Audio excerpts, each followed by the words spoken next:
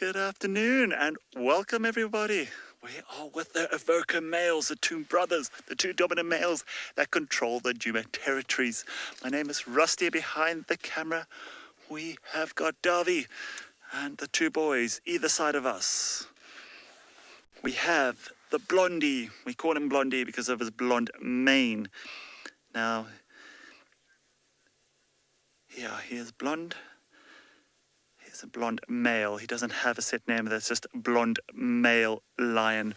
But that's one of the three evokers. Oh, flat cat.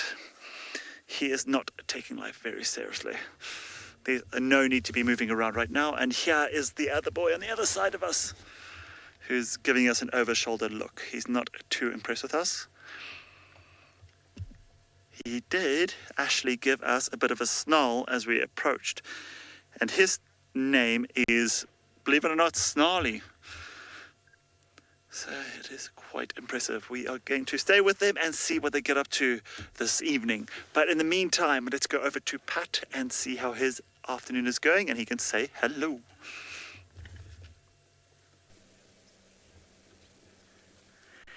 Welcome everybody, my name is Patrick and joining me is Craig, and we are here with some Impala, which I'm sure those lions that Rusty are with would absolutely love to chow down on, but they are just down taking a drink at the moment. We've been with them for about 5 to 10 minutes now, and it's actually been really cool and entertaining to watch the dynamics of, there was 2 males in the area and one got chased off by the other male from the rest of the females, and then afterwards another one came back in and managed to take back over, I guess. It wasn't really a takeover though, one just ran off. And ever since then this male has been trying to get the females' attention and failing quite badly.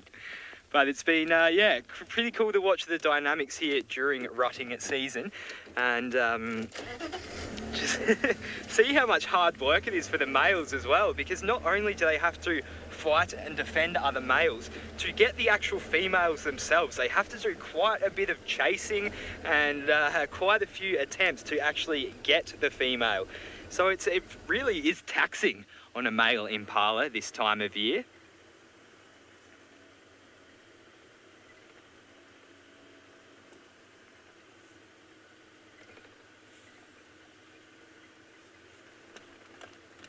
So now the plan is to have a search around here, and well, I haven't really got something securely in mind that I want to have a look for, but I'm sure things will develop as the drive continues. Now, sorry, I just realised I did quite a half-hearted introduction there. My name is Patrick. Joining me on camera is Craig. If you have any questions or any comments throughout this drive, please use the hashtag Safari Live or the YouTube chat stream, and we will do our best to acknowledge and answer any of the good and relevant questions that we do get. It's a track Neapolitan in there. Not even going to try and distinguish what's going on.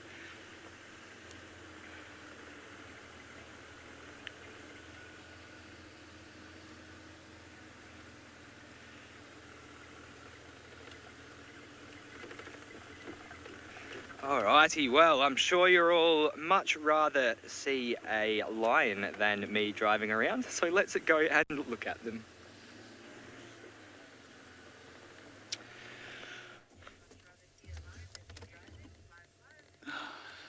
They have not moved much, but this Snarly, I believe is his name. He is one of the 3 evoker territorial males we have here.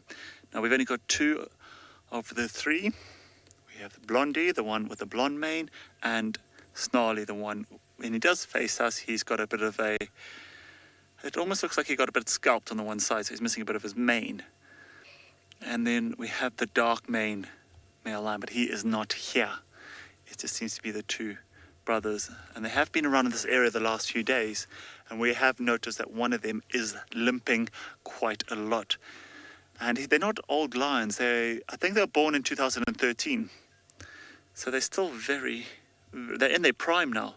So I think the injury, it might have been caused by hunting.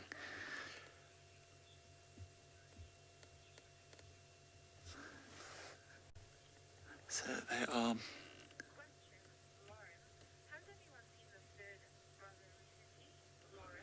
Lauren, you're asking if we have seen the third brother recently. No, we haven't. I have not. The workers have been coming and going off the property for this week, but still no sign of the third brother. He could be down in another other part of the territory, or he might be mating with a female from another pride.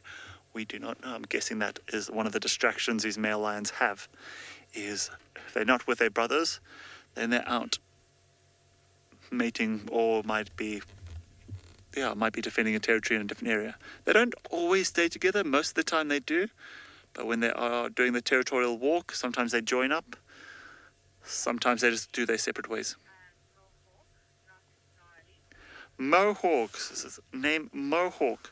I apologize. I thought his name was Snarly. I'm looking at I went through the ID kit and that just seems to be the one that. Mohawk. Okay, there we go. I now learned a new name. I thought his name was Snarly for some funny reason, and it was the first time I just looked at this ID chart. So his name is Mohawk. So, not Snarly. I just thought as we came up here and he looked over his shoulder, he gave us a bit of a snarl. So I was like, must be him. But he does have a very obvious mane.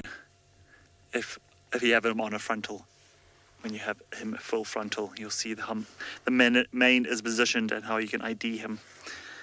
So his name is Mohawk. So 6 years old, I believe, born in 2013.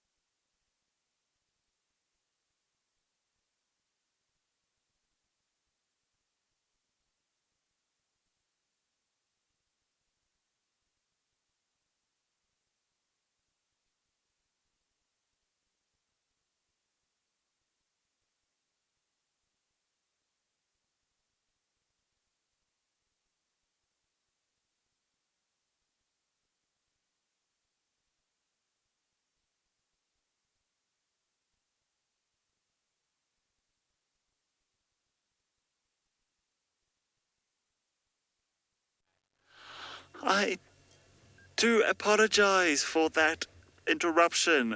We are using some interesting equipment out here, and we are in the middle of nowhere, so sometimes we just go off. Can't explain it. Who knows? So yeah, we're still with the evokers. We have Mohawk to the right, and we have Blondie to the left. And yep, the blonde male is not moving at all. He is flat cat. That's the word I was looking for. Flat cat. So I was just discussing earlier before we were cut off. I'm not too sure how much we heard because there's a bit of a delay. But we had the Nkuhumas in the property yesterday, and the two young males that are in that pride have been chased by these males in the past, and I did not see that male, the young Nkuhuma and the Mangeni male. I did not see them in the pride yesterday, so we think that these males did make themselves known last night, and I think those two younger males are keeping a distance away from their pride. They are at an age where they should go off and start looking for territory on their own. Whether that means they'll be around here, we are not too sure. Not with these two dominant males in the area.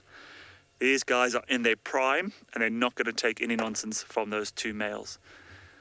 There's way too much competition here. So these young males might have moved off or are keeping a distance from their pride. So now and again, you might have the two young males come back and join the pride every couple of weeks, but if they get caught, they're going to be chased away, and if they stand their ground, they will be severely hurt. Those two youngsters are not there yet. Rosemary, how do you tell the age of a lion? It's got to do more the males. You can tell by the mane if they are of an breeding they have good genes, and they have good mane, so you can see how big the mane is. At about 3-4 years of age, 3 years of age, they've pretty much got their full mane. But then it's also the nose. The nose is a giveaway to how old some lions can be. The pinker the nose, the pink nose is a giveaway of a lion's age. As it gets darker, as they get older, the nose gets darker and the pink fades. And then you can see the scarring on some of the males and even the females. And just the haggard look, you can tell an old female lion is. Then also, I don't know, it'll only happen when we get close enough or when it yawns. The teeth are also a way of showing a lion's age. And I did have a friend in Zimbabwe who could age a lion as soon as it yawned. He's like, that's exactly 2.5 years old. I'm like, wow, that's incredible.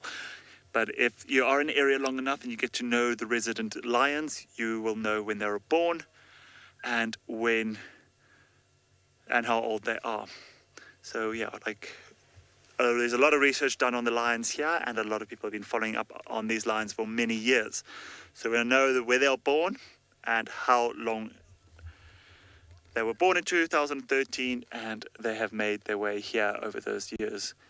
And they have reached their prime at 5 years. And being 3 brothers from the same pride, they have secured their position here. So 3 males is a very good, strong group of lions that a lot of the younger males will not even try to fight them because they will not have a chance. 1 lion against 3 has got no chance.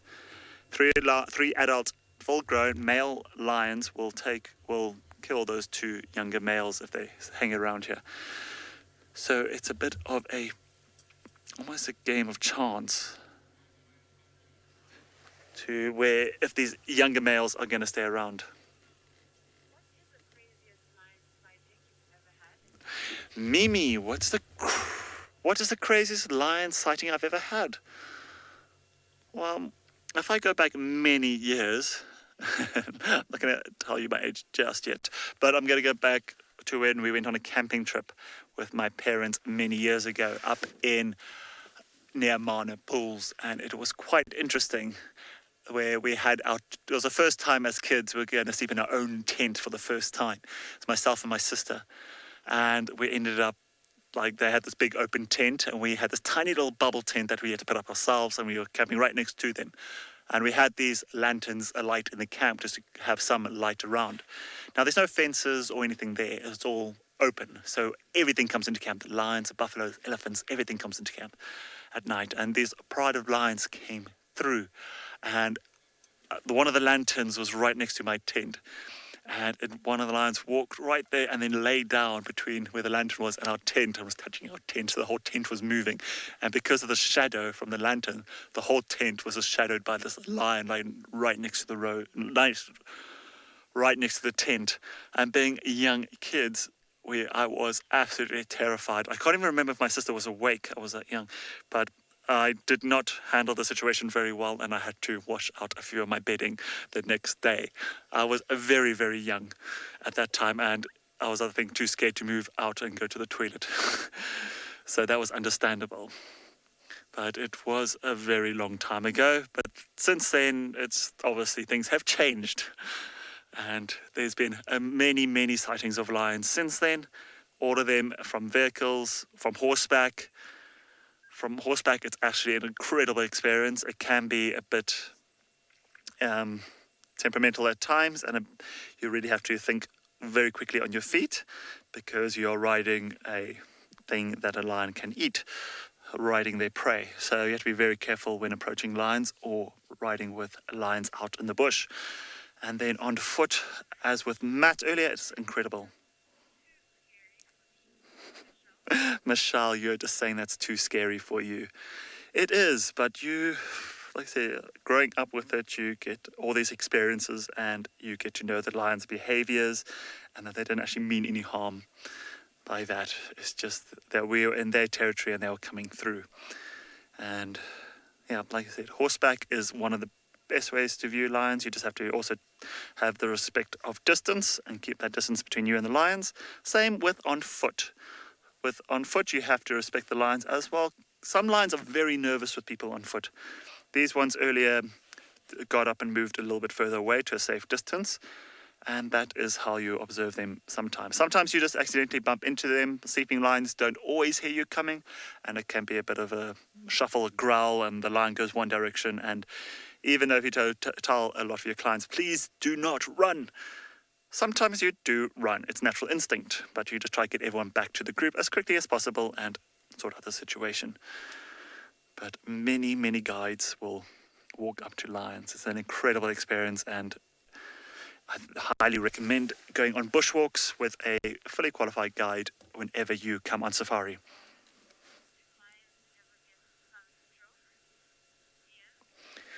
Ian, you're asking if lions ever get sunstroke. That is pretty interesting. Now, no, I'm sorry, boy. I didn't mean to. I'm just moving around a little bit. Lions, do they get sunstroke? I can't answer that truthfully because I don't know. They are natural animals, or in their natural environment.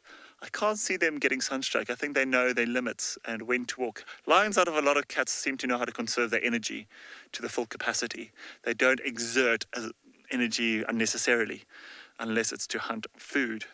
And they're never far away from water. They always know where the pans are or where the watering sources are. So they will walk massive distances to cover, knowing where the water is. They won't go far from water unless it's to better hunting grounds, or if young males are pushed out, then they have to search new grounds. So that's sometimes when their lions will travel massive distances for water. But ones that have already set up a territory, it normally involves having a water source that is there year-round, as well as a food source. So these lions, as far as I'm aware, dehydration is not one of their problems at all. So I can't say they don't get it. I'm sure if they are wounded or sick and can't get to water in like a day or two, then they're going to have dehydration problems, same with humans. I just don't know if you can see the size of his paw.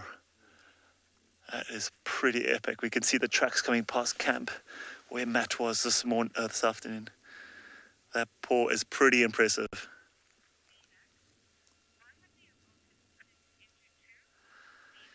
Sinak, she's asking, or he or she, or Sinak, you're asking why the vocals are split into two. I don't know. Like I said, I don't know if that third male is mating with another lioness from another pride. They do hold a territory that's fairly large, which does hold more than one pride of lions.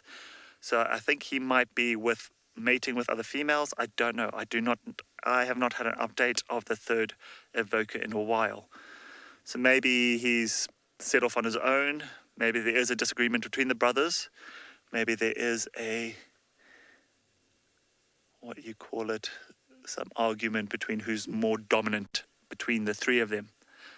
So that could explain why he's not here.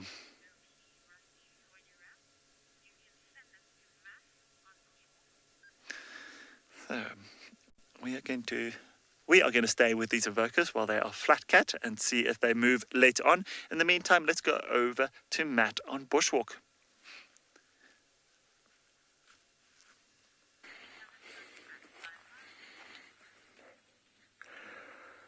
All right, so we've walked on from where we left those evokers and come across this beautiful big tamboti thicket.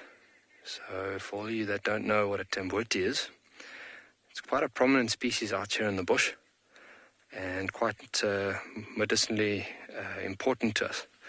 So one of the key factors is that it is full of toxic latex, which you may or may not know. And this morning I was trying to explain a bit about it, but I think we had connection issues. So funny that we've actually found exactly what we were looking at this morning. And here it is. This is where your buffalo would have been rubbing his boss.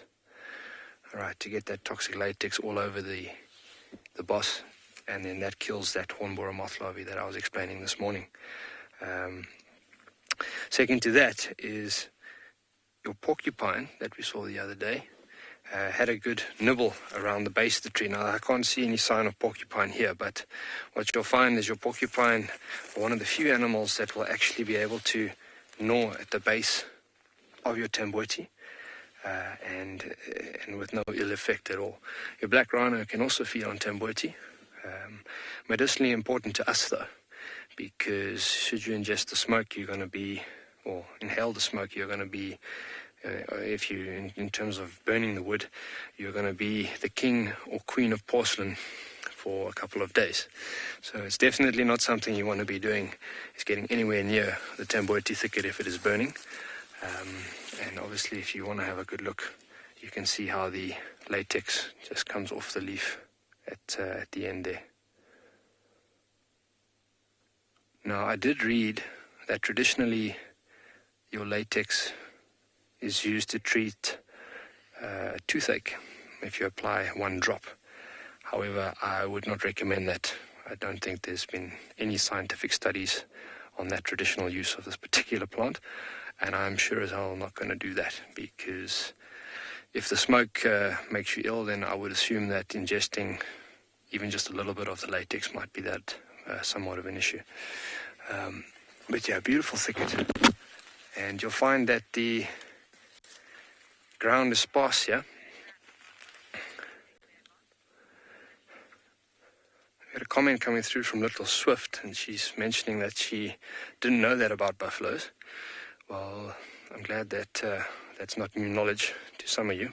So yeah, your buffalo, you know, they suffer from that hornborer moth larvae drilling into the keratin on the boss.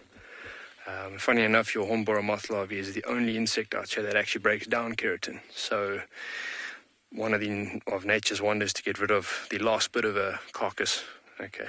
But obviously on a live animal, that's very irritating. So, how wonderful is nature that they provide certain elements to cure that particular issue. Now, your buffalo, how he knows to do this and come rub his horns on the tamboti, I don't know. I can't give you an answer to that. But that is just how nature links together, and it is quite amazing. There's lots of interconnections when it comes to nature and the bush. And so, if you're looking specifically at, like I was mentioning before, this open ground in and amongst this thicket, you'll see that it's quite sparsely vegetated.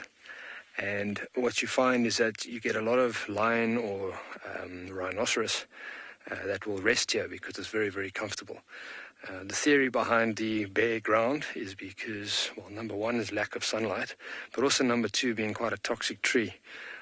I've heard that does impact on the growth of your grass out here in the bush. So while we keep walking, we're going to link you back to Pat, and let's see what he's getting up to this afternoon.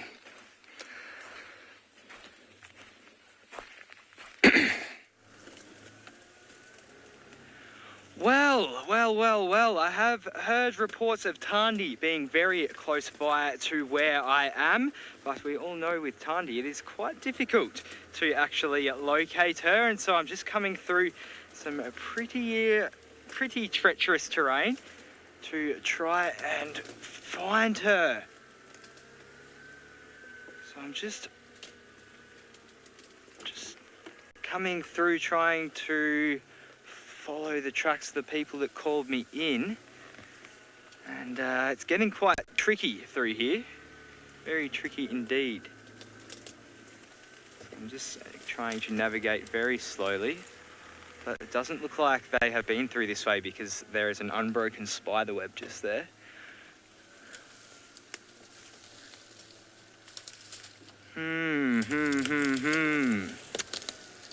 This is a situation I think just about everyone at Safari Live has found themselves in at one stage or another, trying to find Tandi and getting a hard time for it.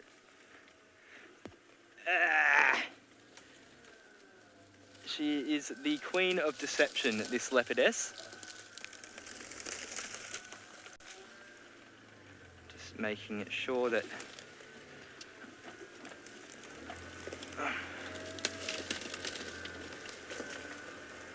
Alrighty, well, I figure this all out. Let me send you back over to Rusty and his lions, and well, hopefully I can find this leopard.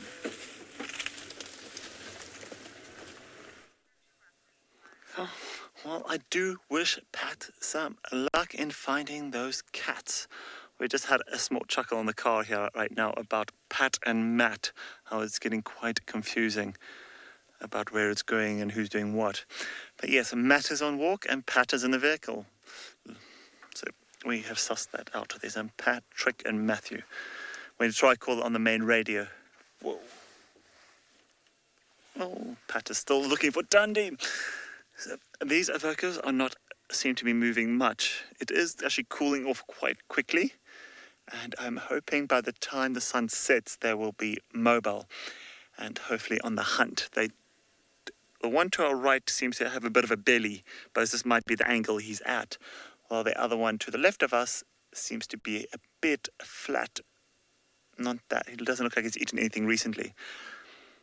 So if they did eat anything, it must have been Impala or something very small, where I don't think they like to share too much. So hopefully they will be on the hunt, or they are trying to follow up on those Nkuhumas that came through here last night. I really do hope the Nkuhumas are still in the area. This will be awesome to see later.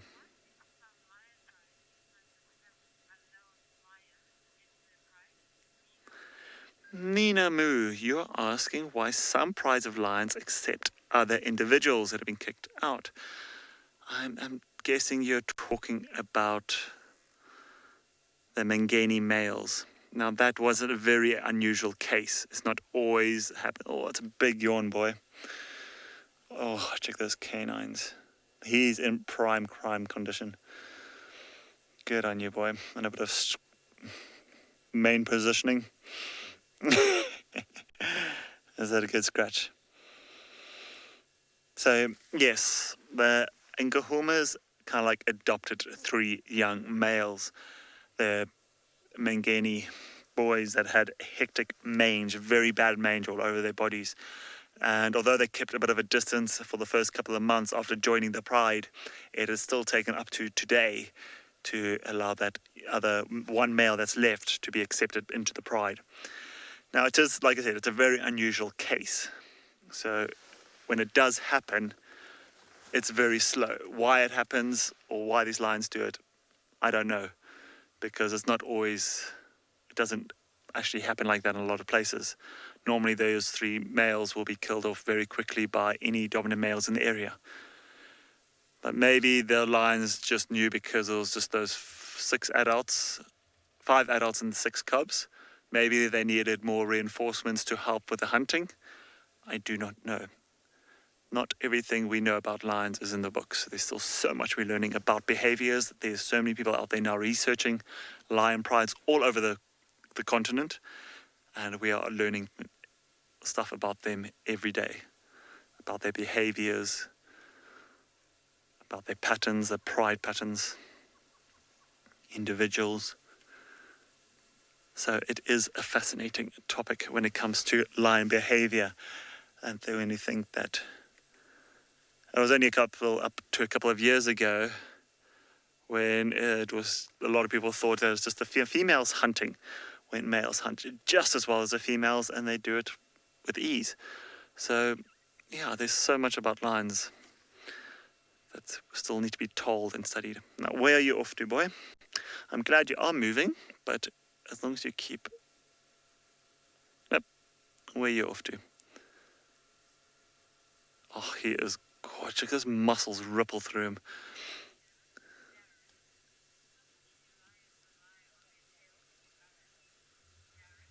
Darren, you're asking how much do lions use their tail for balance? Not much. They've got sheer size and weight that helps them bring down animals. So they speed. They don't climb trees, or they do, but not very well at all. Lions climb trees quite easily, but getting out of trees, it's quite embarrassing to see. So yes, it can be a interesting thing watching them with their tails. Like, leopards use their tails while balancing in trees. Cheetahs use their tails when they are hitting 100 kilometers an hour. Lions don't use their tails for much. So yes, occasionally when they run, you might see the tail flake out to the side as a form of balance, but with that much weight behind it, they just use sheer size and a quick, short speed to get the animal down.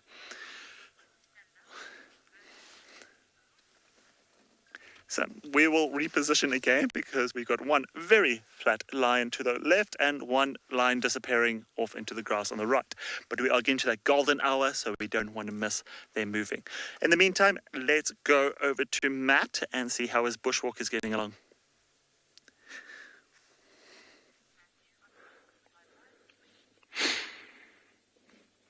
So we have one of possibly the last remaining dung beetles out here in the bush that is still alive. And he's not overly active, he's kind of just resting there. Now usually they are quite busy compacting their balls and rolling them into places for their females to lay the eggs. But this chap doesn't seem to be overly concerned, so I think that coming into winter that becomes the end of the story. I haven't tried to disturb him, and I don't wish to. I did. Oh, there we go. We got a bit of life in him. There we go. Maybe he was just taking a nap. So, Mr. Dung Beetle should be doing the segment, I think, in my mind. But I'll take it today. Why not? So, you can see he's starting to use those forelimbs just to pull that dung towards himself. And then he'll start to compact that dung and eventually get it into somewhat of a ball. And that ball will be about 80 times his own weight. So it would kind of be like us pushing around a SUV as such, but on our hands or on our arms,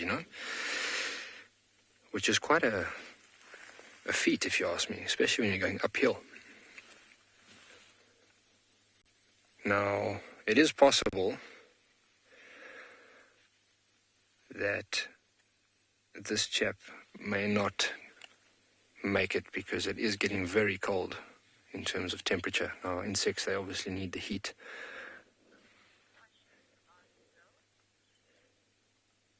And we are hoping that he'll make it. But whether he finds a mate or not, that's the next question. Because I haven't seen any other dung beetles myself over the last couple of days as we've been driving around. So we're going to see if he might get lucky.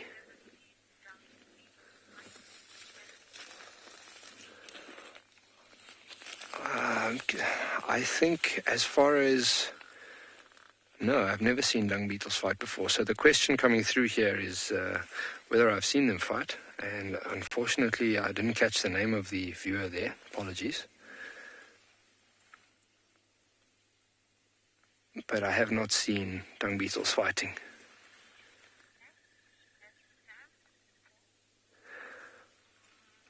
All right, thank you, FC. So, SP. No, I have not seen dung beetles fighting. But that would be interesting. Whether they fight or not, I would have assumed so, because you do get what we call a kleptocopterid, which is one of the types of dung beetles, which, as the name suggests, klepto, will steal the ball roller's dung ball. And I'm pretty sure that the ball roller is going to be pretty reluctant in terms of giving that ball away to the thief. And one would assume that they then would go at each other to try and make sure that the ball roller keeps his ball. So you get a couple different types. Another type we get is an endocopterid, which, well, I'm not going to go opening up the dung pile here because it's going into winter, but if there were to be endocopterids in here, they would be scattered, and they're quite tiny, so you get your endocopterids on the inside as well. And what you find is that you then do not want to drive over dung piles, because obviously you might have up to 1,000 individuals, for example, inside of the dung pile, and if you drive over that, then you risk squashing all of them, which is no good. So what we're going to do now is we're going to link you back to Rusty and see how he's getting up to with those evokers.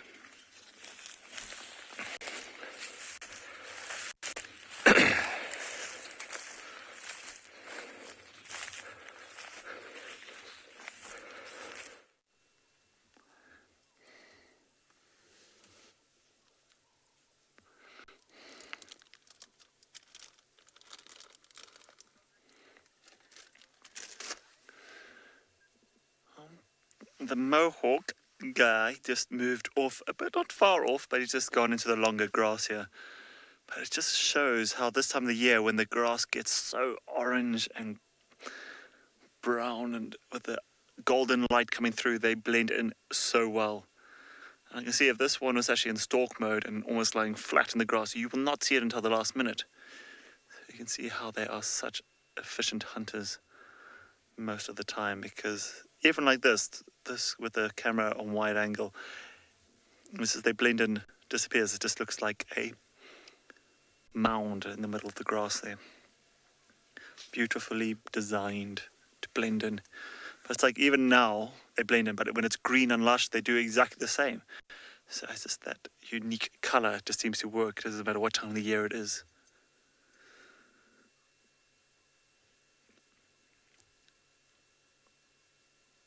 It's always been a fascination of mine, trying to figure out between the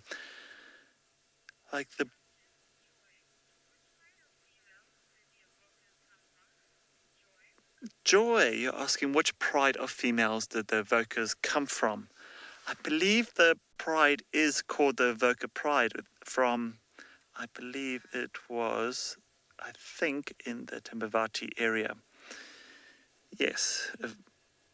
Pride of origin is the evokers in the Timbavati.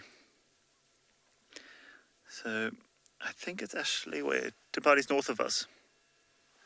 So I think it's they're from the territory, pride that holds quite a large territory to the north of us. That pride doesn't really come down here. So these males control a much larger territory than that pride, and they go between the Inkahumas and the Timbavati evoker pride as well. So they do cover a wide space. That's why we don't get to see them. So there's quite a few females, I believe, in that evoker pride. So if they go into season or come into season, then I can understand why the lions will disappear for weeks on end, while they have to re-establish their territory and keep going over these territory boundary lines up there. Because there is a lot more male lions and a lot more competition around those areas, so they have to reinforce it, keep reinforcing those areas. But give it another 4 years, maybe even less than that, and there will be new up-and-coming youngsters coming through, and maybe even a coalition of brothers that will come in of maybe 4 or 5 strong. It doesn't always have to be brothers. It can be a couple of youngsters that have met up and have joined forces, and they can cause quite a bit of a rift when moving through areas where there are older males that have already got set territories. But it is one way to spread the genes.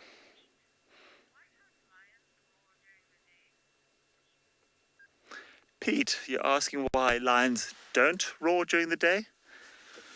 They don't roar during the day because it's just not their time. It's a lot warmer during the days here. So a lot of other lions, birds, a lot of animals don't like to call in the heat of the day. The sound doesn't travel very far.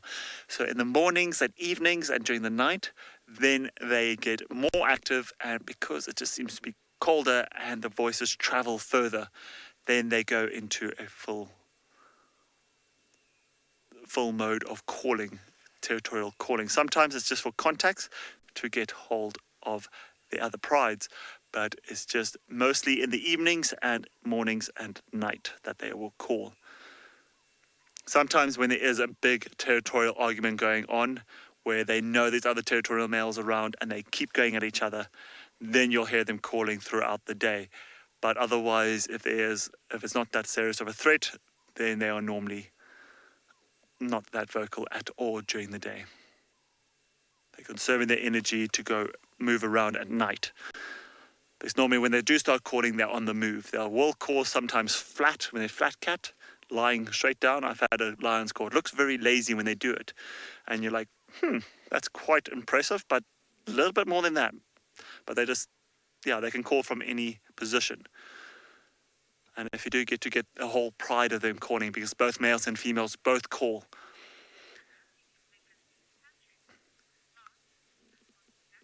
So when you get a full pride of about, let's say, that I've seen a pride of 20, I think it was 25 of them up in Tanzania, and we had them all calling around the vehicle.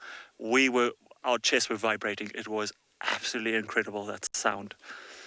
But yeah, we're going to wait and see if these males will do it when the sun sets. In the meantime, I believe a spotted cat is in order, and I believe Pat has found one.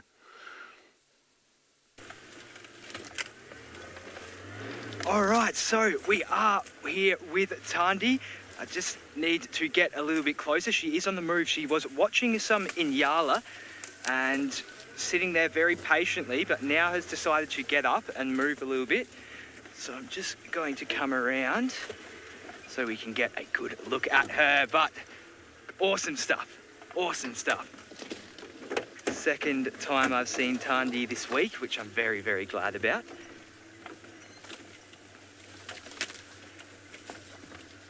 Now, where is she?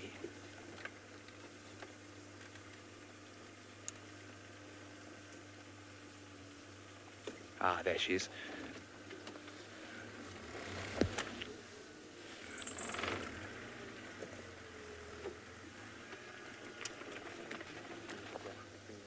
Okay, flat through here. Okay. So just trying to get a good back.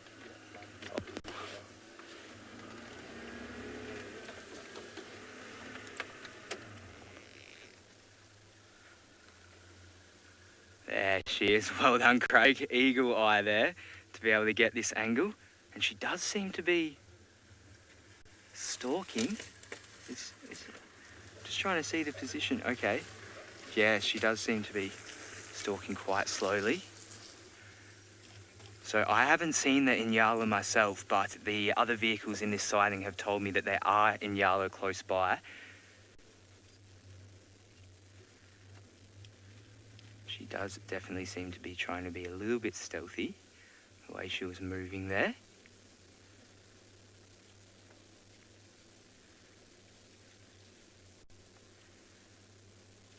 What are you gonna do, girl?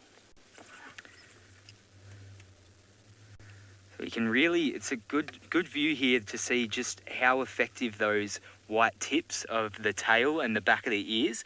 I mean, really, when you do look in that direction, they are the first thing that kind of stands out. The rest of the body is actually really well camouflaged. It's quite well hidden there. And those white tips are kind of a signal to one another. Although they are solitary animals, a mother and a cub will often have a pretty close bond for at least the first 6 months to year of their life. And so it's kind of a good way to follow one another around. And thank you, Becky. Thank you very much, Becky, for congratulating me on finding Tundi.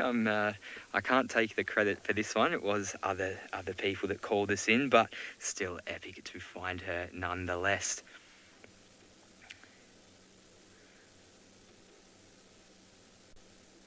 So she's been all over the place, Miss Tundi. So when I had sorry there, Craig, I just forgot to take my foot off the brake. So last time I saw her, she was right down south. Where we are right now is literally right to the north of the property. And now that she's moving, I think I might...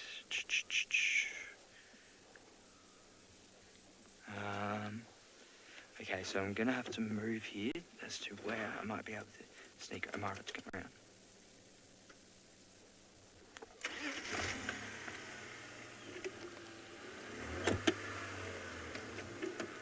All right. Well, we do know that leopards are tree-dwelling organisms, and another tree-dwelling organism is Matt. Well, at least he's near a tree.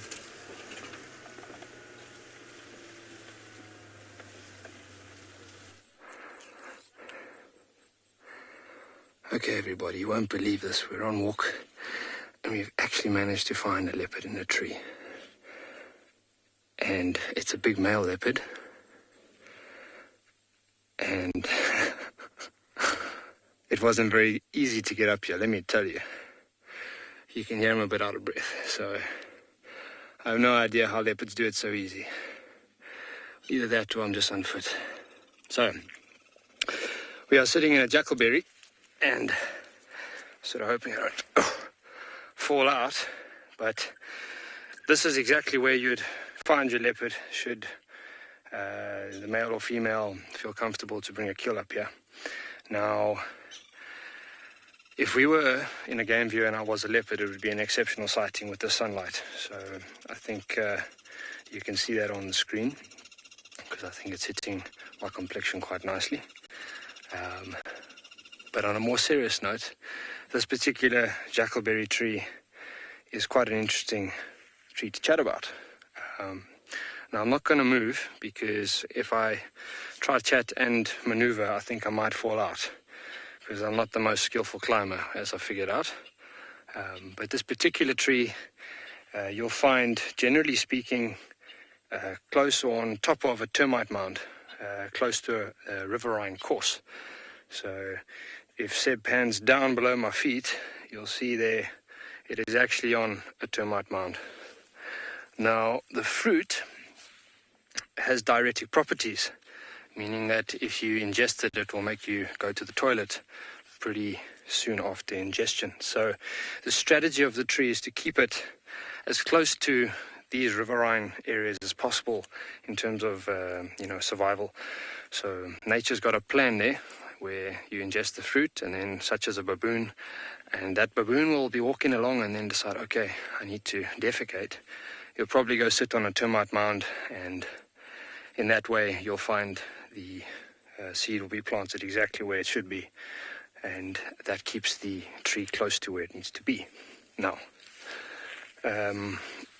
this is getting precarious, although I am finding it slightly comfortable. So, jackalberry has a name as well. You find that the fruits... I got a comment coming through there about me being careful. I'm trying. Then don't worry about me. I've got a pretty hard shell. I think if I fall out of here, I'll be okay.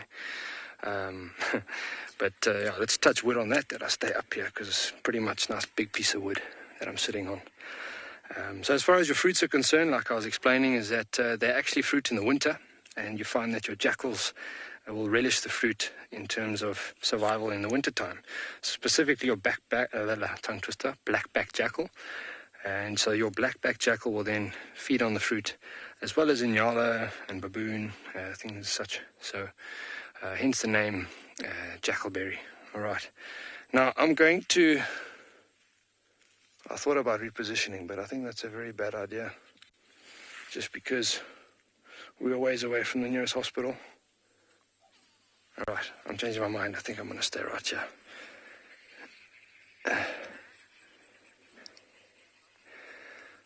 Okay, so it seems as though the sun is setting and we got to be heading back to camp.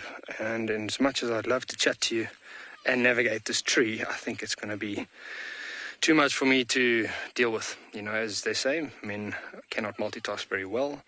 I tend to agree, so I'm going to send us over back to Rusty to see what he's getting up to while I climb out of here.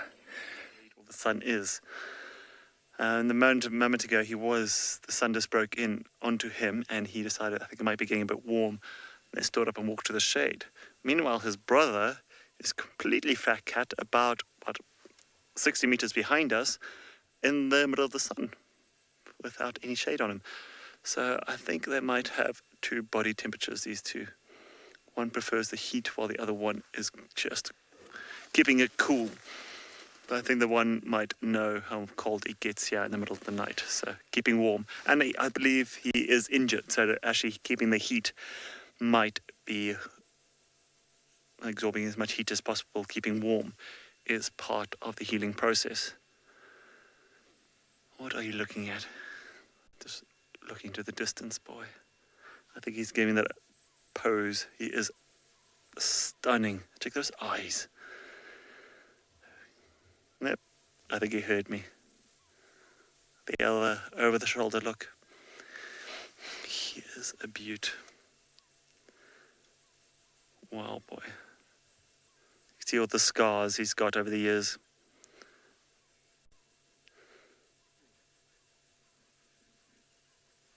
Seems to have a bit of a tear in the lip. I wonder what that's from. But all those scars tell a story. And as they get older and fight more for dominance, you get more and more scars. But he is in very good condition.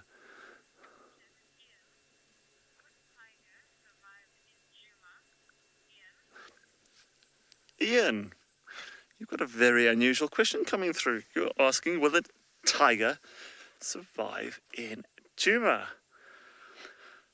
There is a reserve somewhere in South Africa.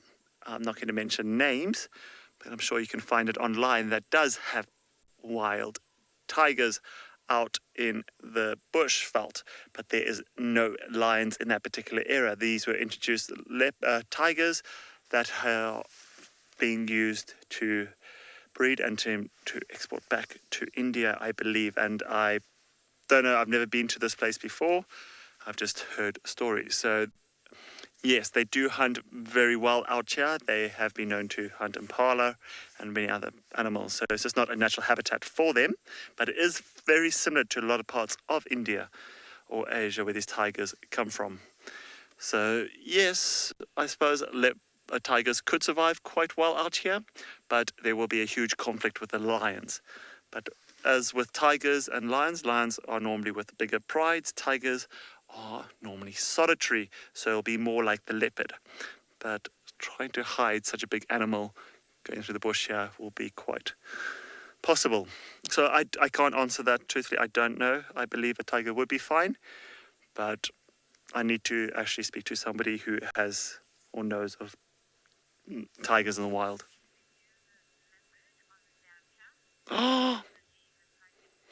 I just had an update. There is a leopard on the dam camp, but I know Pat is already with Tundi, so I think we might leave these evokers. I think they're quite comfortable where they are, but I could always come back later this evening and find out how they're getting along, and just come back after sunrise. You might even hear them from their area. So the dam camp is actually closer to camp that overlooks one of the watering holes.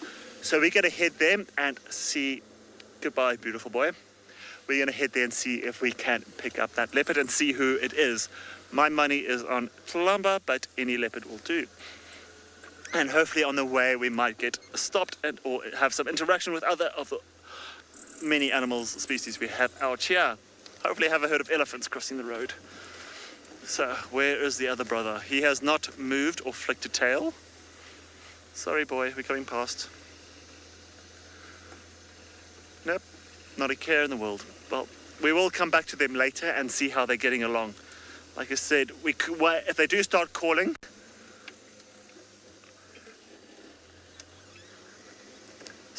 so we will come back later and find them. But in the meantime, I really would like to go see who this leopard is. If anyone's already seen the dam cam and seen the leopard going past, you can give me an update. We're not far from there. I will speed it up as soon as I get back onto the road. Okay, so I know Kalamba was in the area. We know Tundi has been seen, patters with Tundi. So I think the only other leopard could be Tigana, but I believe he was off doing his territorial patrol the other day. So who knows? It is getting that time of the day where there will be more activity with some of the cats and with those monkeys that were going crazy at about 2 o'clock behind camp. We thought it would be these two boys, but it cannot be because they were already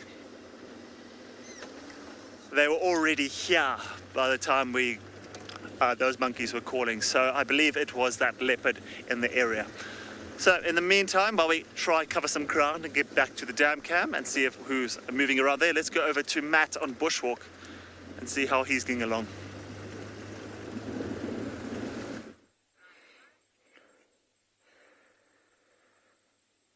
Okay, so I successfully came out of the tree, and I was kind of like a lion. A lion can go up, but once it's up, it doesn't quite know how to get out. And I almost fell out. But we made it. And as we've just come from there, we've picked up the horns that Rusty had this morning of the Impala.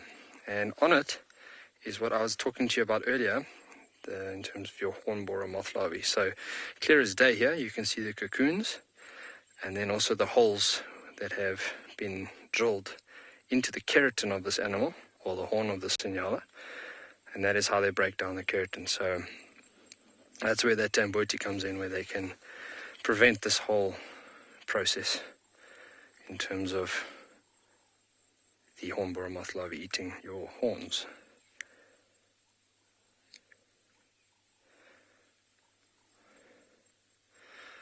You can see, I don't know where the rest of the keratin has gone from this particular side of the Impala skull, but it would be quite interesting to try and get that off. So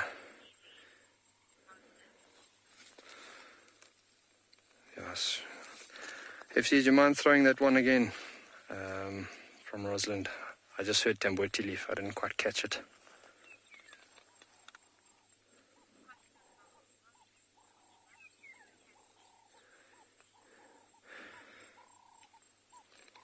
Right, thank you very much. So Rosalind, you're asking about which leaves or which animals can eat the leaves of your tamboti.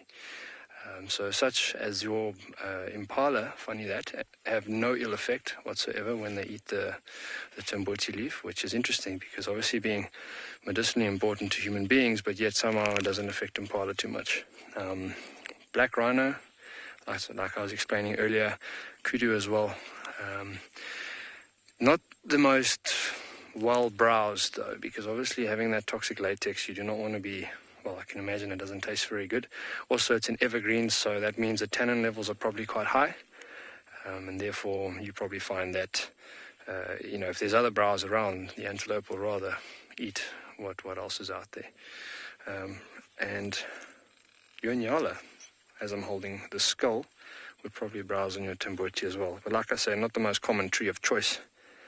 But from what I've read, the antelope don't really suffer ill effects out here in the bush when it comes to that particular tree. So as to how that happens, I'd have to do a little bit more reading and research as to how it doesn't affect them, but it affects us.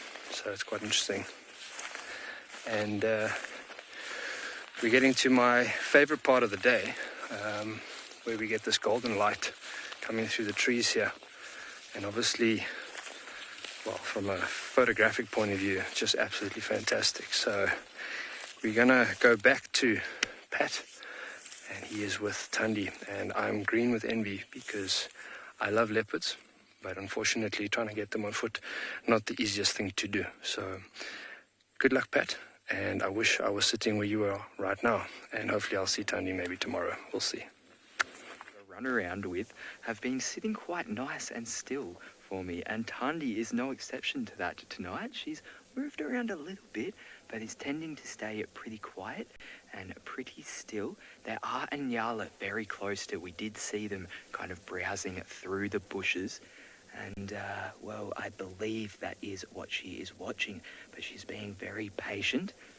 I'm just trying to think, I'm pretty sure the only leopard I've seen hunting here in Djuma was Hosanna, and he was patient, but he was also quite, he would go with a lot of things, I think is the best way to put it. I saw him make many attempts, and only the one kill I actually saw him make. And, well, Thandi is using her patience very, very wisely here, I think, because from what I saw, I mean, the Inyala were very hard to see through the bushes, but they didn't really seem to be aware of her presence at all, and were, as I said, just very peacefully grazing. So, also, we heard from FC, from Faith, that there may have been a pangolin in frame with Thandi earlier on in the drive. Now, we did go back and check the footage, and I mean, it did kind of look like a pangolin, but it was very flat and spread out. If it was probably dead. We can't have a look right now, but perhaps if things do move around a bit, then we can have a look. But it looks like Thandi's up now.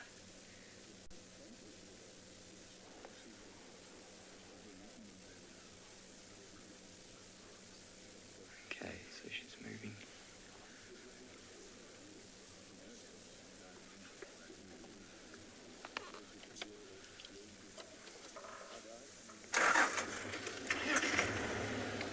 So, alright, sorry, I just kind of zoned out there. I was making sure that I can get away through here to her.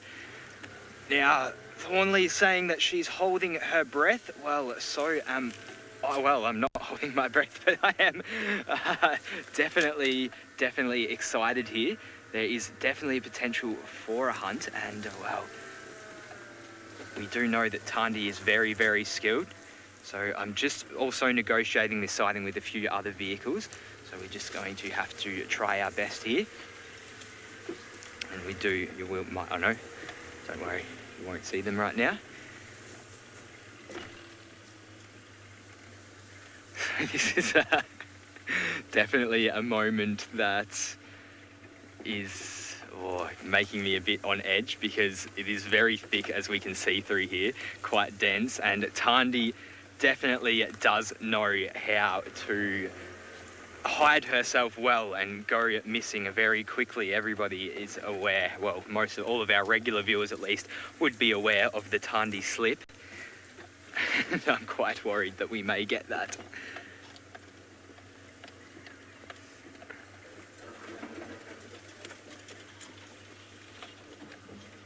Okay, so Craig can see her.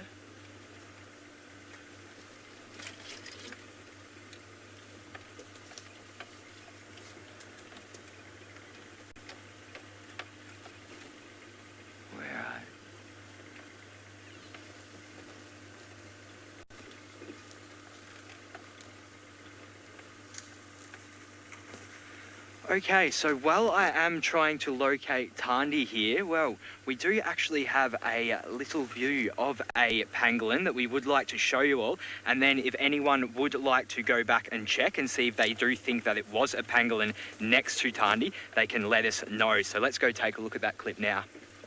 There she is.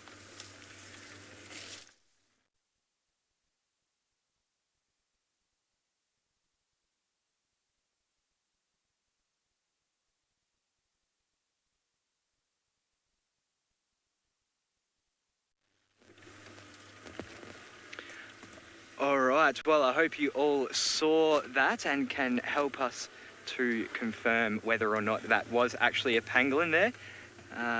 So Tundi's just over to... Okay, we might be able to get a bit of a look here.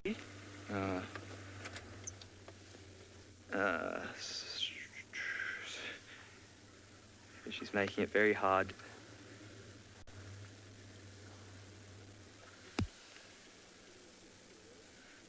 Where? Oh, so we can just see her moving very faintly in the left there.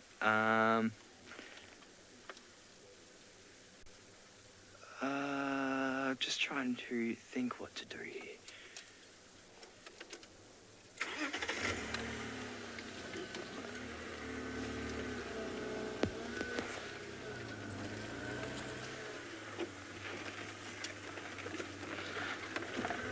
So I'm sorry for all the silence here. As I did say, this is a bit of a tricky, a bit of a worrying situation. So I'm just trying to figure out what is best to do here.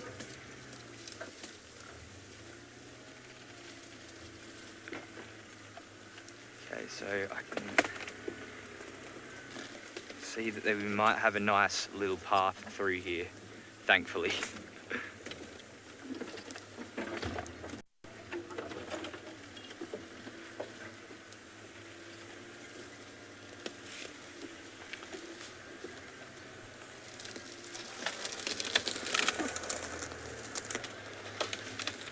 Okay, well, I am going to stick with her as best I can and send you back over to Rusty to see what he's up to at the moment.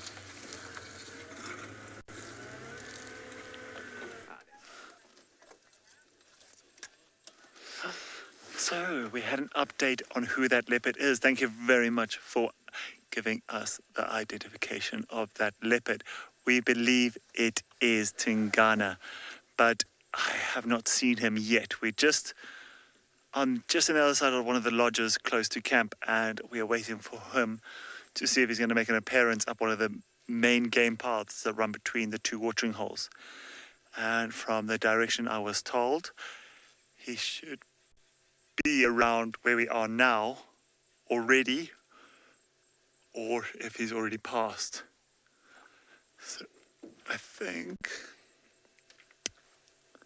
I'm hoping for him to do a rasping course, at least to show us, hear him where he is. So far I've got nothing. So I'm just going to go to the other pan and see if maybe he'll come out there.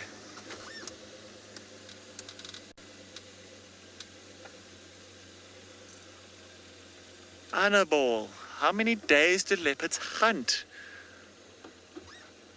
They hunt throughout the year, different, every couple of days. They find something that's big and they can store it in a tree, like it's a full-grown Impala. They can feed on that for 2 or 3 days. And when they finish it, they will be quite satisfied.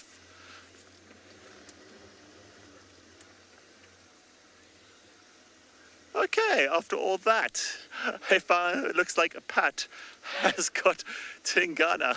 So let's go see how he's getting along.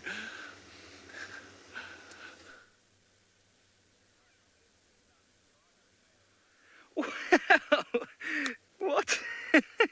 So we've just gone back to actually check on this pangolin situation, and look who's decided to show himself. The old Duke himself. So, Tigana has come onto the scene. This is just great. And he's coming quite close as well. Hello, boy.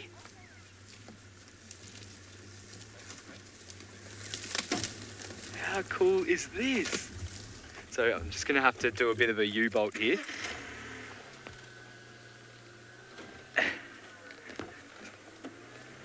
Or I might just come around. Oh, I'm a lucky boy this afternoon.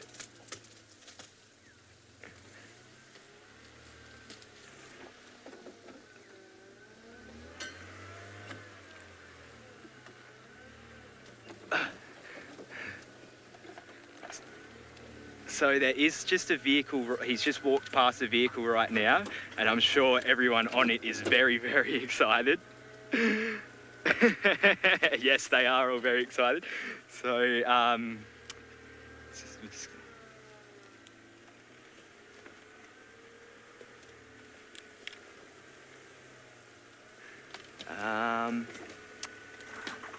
I'm just going to have to wait for this vehicle to get out of the way, just so I can make my way through. There's no other way through, so just have to sit with me for a second.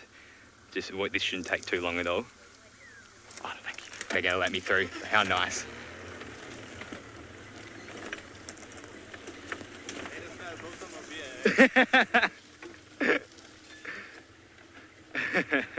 One of the...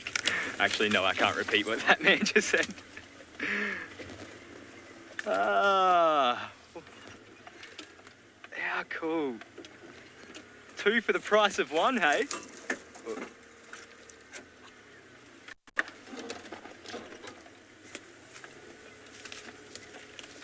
So now we have 2.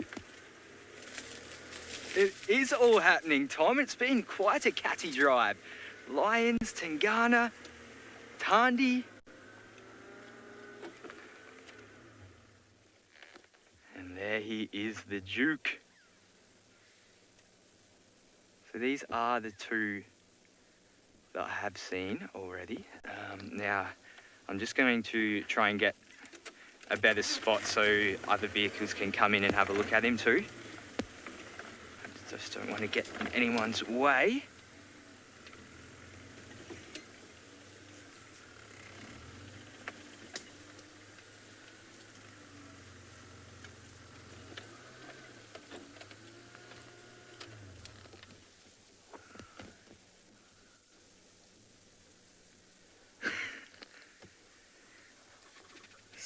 So they're both heading north at the moment. Both Tandy and Tigana seem to be heading in the same direction. You do know that...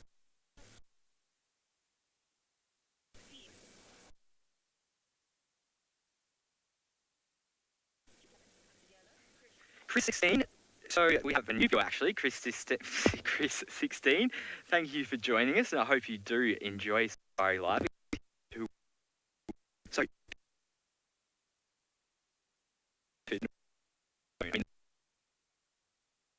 generally they will hunt alone. So leopards live a very solitary lifestyle. So once they start to reach sexual maturity, and even a little bit before that, they will start to become quite independent. And after that, they will hunt by themselves. So generally, you will only see a leopard hunting by themselves, with the exception usually being if they do have cubs that they are teaching to hunt or trying to get to hunt. But the general rule with leopards is that they do tend to do most things by themselves.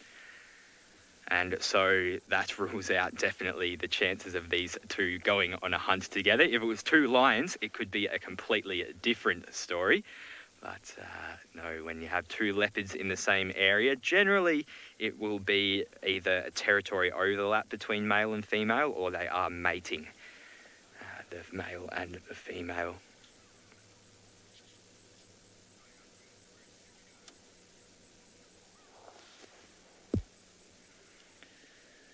So I think, yeah, we've also come across the 2 oldest leopards on the property, both around that 12, 13-year-old mark.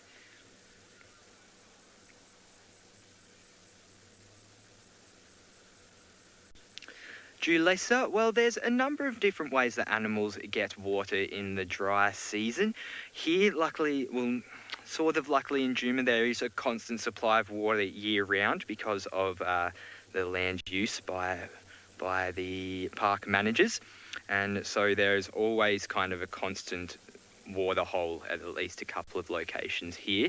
But then there's also digging. So under the ground there is also quite a large reserve of water in some places, and elephants, or animals like elephants, do know this, and you will sometimes see, even probably at Buffelshoek this time of year, you might see elephants down there kind of digging into the soil a bit to get to that underlayer and get themselves some water. And it also does tend to collect on plants, and well, apart from that, it is quite difficult because of the lack of rain at this time of year. So for the next what month are we in now? For the least next 5 months or so, we're not going to have any rain. And it's going to put a lot of strain on these animals. But with leopards like Tigana, they have survived through it all. And he's still holding a top spot here in Juma, in his territory, and doing a fine job of it. Doesn't look like slowing down anytime soon, despite being towards the latter few years of his lifetime.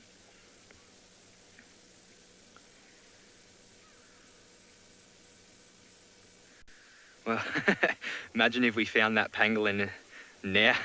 Wouldn't that just top things off? That would be absolutely unreal if that pangolin was around. And if anyone did think, if anyone has checked, please do let us know. Safari Live, hashtag on Twitter or the YouTube chat stream, if you have managed to get the time, although I completely understand if you haven't had a look yet, because we actually have some great things happening here.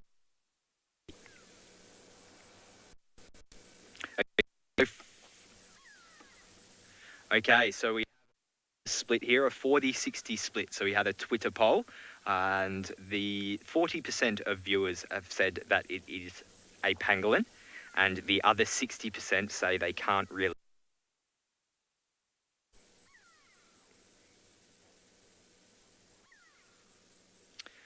All right, well, Matt had the cat, but now Pat has the cat, but Pat is going to go to Matt away from the cat. So let's go to Matt.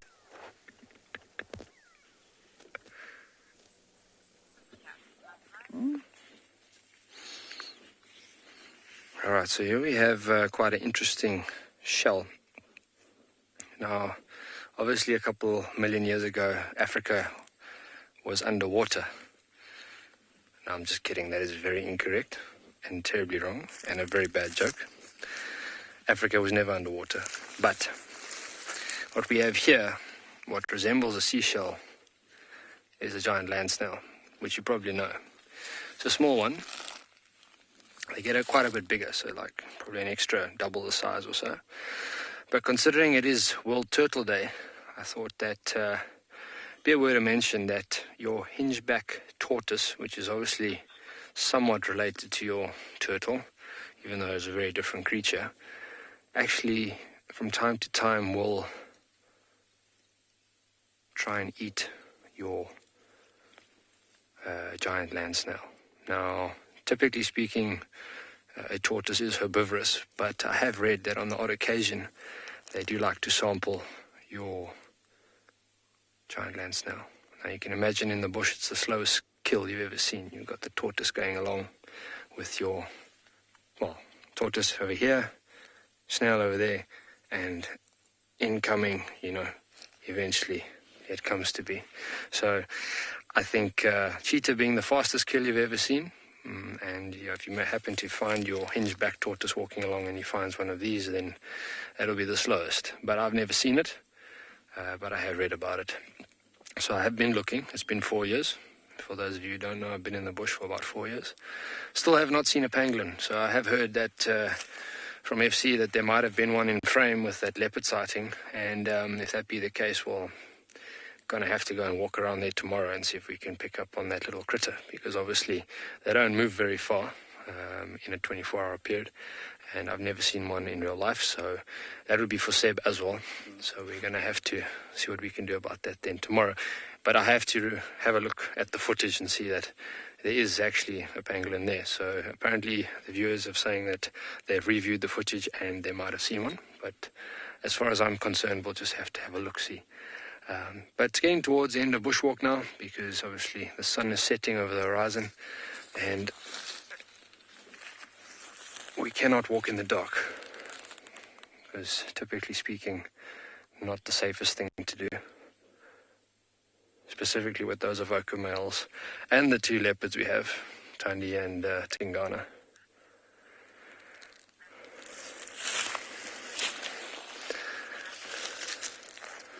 Alright, so it's been a wonderfully busy afternoon out here in the bush, and as we head towards the nocturnal hour, we are hoping to get more activity. So we're going to catch up with Rusty and see what he's getting up to in the vehicle. Hopefully he gets a couple more things to show us.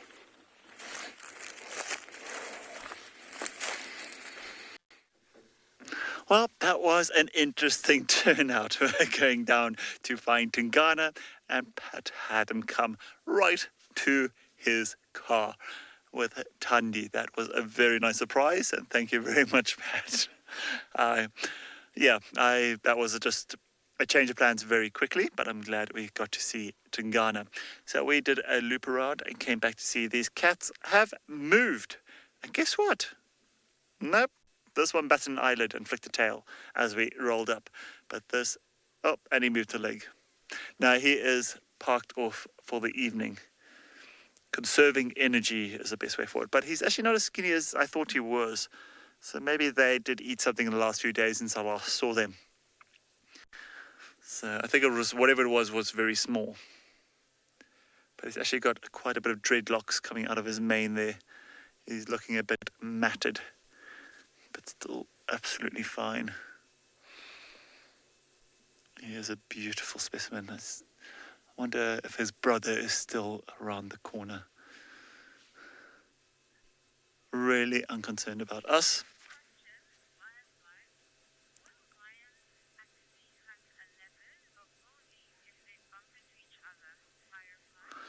Firefly, you would like to know, will lions actively seek out leopards, or will they actually hunt leopards, or only when they bump into them? That is a varied answer to that one as well. Lions don't actively seek leopards, but if they happen to be in the same area or the leopards have made a kill, then the lions will move in. It is a very low chance of a lion ever catching a leopard, but it does happen. I've seen many leopards that have been chased up trees by lions and have been kept up there for a few hours while all the lions have fallen asleep below the tree. But if the lion does happen to catch the leopard, they will kill the leopard. In some cases, some lions have been known to become quite inquisitive about leopards. As soon as they pick up the scent, they try to follow that scent to kill the leopard, just more out of, I think it's more out of competition for food. And there's been some cases where the lion has actually killed and eaten the leopard. So that does happen. Not often, it's more they just kill the leopard, then walk on. It's quite sad to see. And it's often cubs that get the brunt, leopard cubs that get the brunt of lions, when lions and leopards interact, or when the lions end up killing leopards, mostly the young ones, inexperienced leopards. I did have an incredible sighting about a year ago now at the other place I worked at, and they were watching a pride of lions in front of the vehicle, and I had the spotlight on there, and we didn't have this awesome equipment we have with us here. And this we are strong with the spotlight. I could see these two eyes, and all the lions were looking up in that direction. I thought, okay, I know how many lions there are in this pride. There must be another one. It's like, must be a rogue one coming through. It was a complete fenced-off area. So I was like, okay, we do get some random lions coming through, nomadic lions. But these lions weren't moving. I was like, I know where all these lions are. But they were just like staring at these eyes that are reflecting back. And then the eyes started moving, and I could just see in the reflection, just in the shadows of the light, it looked like this massive, I thought it was a lion, a young lion or lioness. And then it came into full light, and you could see the rosette, and there was a big male leopard. It could see the lions, and the lions could see it. But while we were watching the leopard, one of the adult lionesses got up and ran off down to one of the drainage lines. And so she just disappeared. I was like, okay, that's a bit weird. But she was heading almost, you could see that she was going to intercept this leopard. So like, okay, well, that's quite weird. All the others are just watching this leopard cross. Now that's normally, this is not normal for a leopard just to do that. But this leopard does know the lions very well. But anyway, we did get in the car. We got up to this one area. We could see this leopard coming down into this drainage line. And the next minute, the sound erupted just mere meters in front of this leopard. And it was that lioness. And she was aiming for him. And it was not, we didn't even have time to stop the car, reverse, take any pictures, nothing. It happened so quickly. But this leopard, I've never seen a leopard move so quickly. And this lion was so close behind him. And this leopard took up a tree with mere centimeters missing before this lion could have taken him out. So it was a very quick chase, but this leopard got up the tree and it stayed there for about 2 hours. So it was very interesting interaction, and that leopard just escaped with his life. But at the end of the day, we left the area and the leopard obviously got away. Lions went different directions. But while we stay with these two boys, let's go over to Pat and his Tigana and Tundi.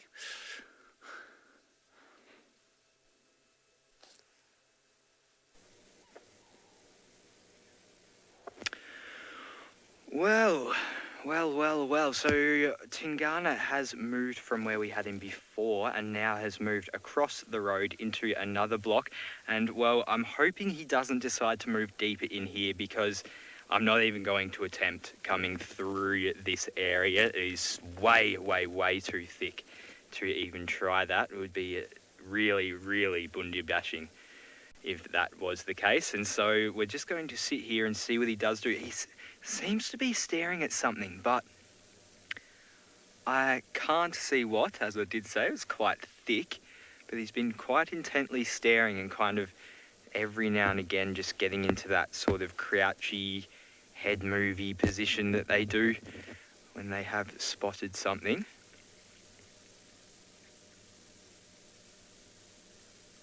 And as for Tandi's whereabouts, I'm not sure where she ended up going to. But how interesting is that, to have them both within such close area? We did see that they mated not too long ago. And, well, the other day I did see Tandi, and she was doing a lot of calling, a lot actually, and a lot of soaring. And I thought it may have been to communicate to cubs, but now it seems the case may be that she's actually come back onto estrus and is trying to mate. So with females, they will tend to mate with a lot of different males. And this is just so that there is a bit of confusion as to who is the real father of the cubs, to help keep the cub safe a little bit. So there's a lot of promiscuity in the leopards.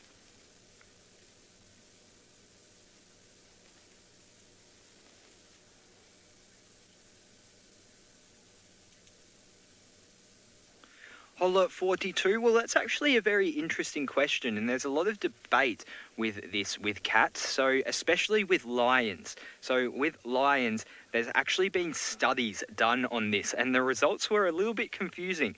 So about 50% of the time that lions hunted, they used the wind to their advantage, and 50% of the time, well, not that they used the wind to their advantage, but the wind was blowing in an advantageous direction for them. But 50% of the time, the wind was completely irrelevant. And so it's a pretty hard thing to draw a line at, but obviously they do not always do it if that is the case with lions. But it does seem to be a bit perhaps irrelevant with them.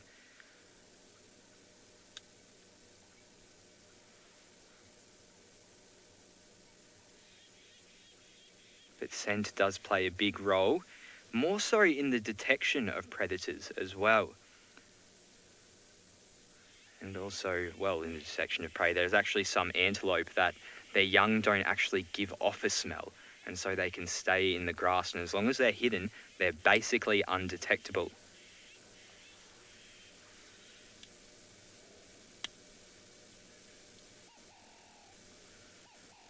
Ravinda, that's an interesting question. If Tigana, with Hukumori was near Tandi and Tigana was there, well, I think they actually might be there might be a fight. If Tandi was in estrus and all three of them were in the same vicinity, I definitely do think there could be a little bit of male-to-male aggression.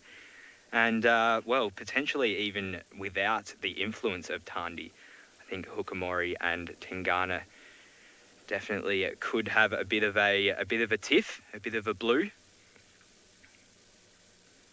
But yes, if Tandi was on estrus, I do think that could potentially happen.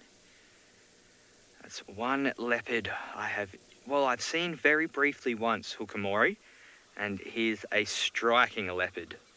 A very, very striking leopard. So, what's Tigana doing? Is he laying down or is he...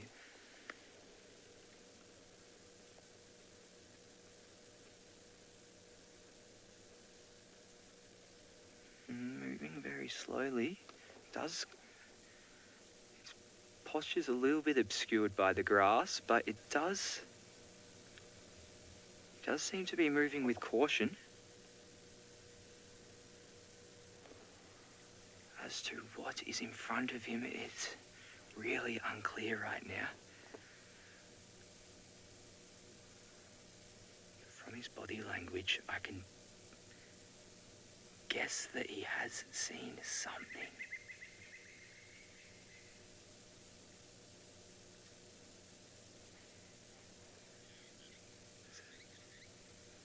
This is quite tense now, actually. I wish I knew what was there. I wish I could see ahead. I bet everyone else watching along is too.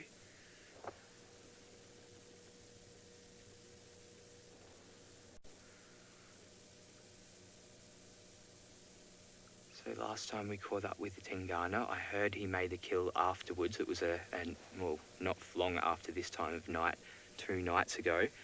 But I've been told since then that he didn't actually get a kill. He was just hunting. He was very, very keen, apparently, on getting something to eat. And, well, this seems to be the case now. I'm just going to try and see if we can see anything here. Okay, so there he is. There, he's sitting now.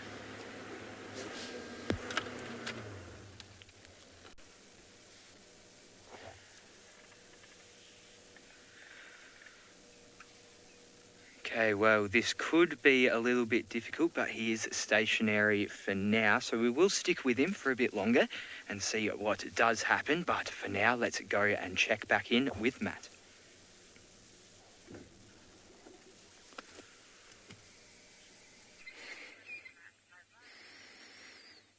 Alright, so we are now out here in the quarantine area, nice open area, and we just have climbed up on this termite mound to survey a little bit, much like your cheetah would do. So I'm pretending to be a cheetah at the moment. Now I'm playing. Could never pretend. They are way too good for me. But yeah, up on the termite mound, and you'll notice that by standing on it, it doesn't really damage it at all, or not too much anyway, just because it's quite a hardy substance. So traditionally used, if you didn't know, as building material. Very, very weather resistant, so definitely not gonna weather anytime soon. Now, I have picked up a marula seed, which, that's about me almost falling onto my bum. Let me steady myself. And it looks like, I like to say, a little alien skull. Now, we are in an open area where there are a lot of marula trees on the crests. And this is what you land up with once the flesh of the marula fruit has disappeared. So the marula fruit is only available in February into March, once a year, and your elephants relish your marula fruit as we go along. So we say that they are the primary seed dispersers for your marula fruit. Now obviously, well, you may or may not know the liqueur of amarula. It is made from this particular fruit. Now, amarula has got a big elephant on the bottle, and I believe that's why the elephant is planted right on the front, being the primary seed disperser for your marula fruit. Now, the seed has to go through the digestive tract of an animal in order to germinate. Now, that being said, that means your elephant have to feed on it quite a bit, you see. So,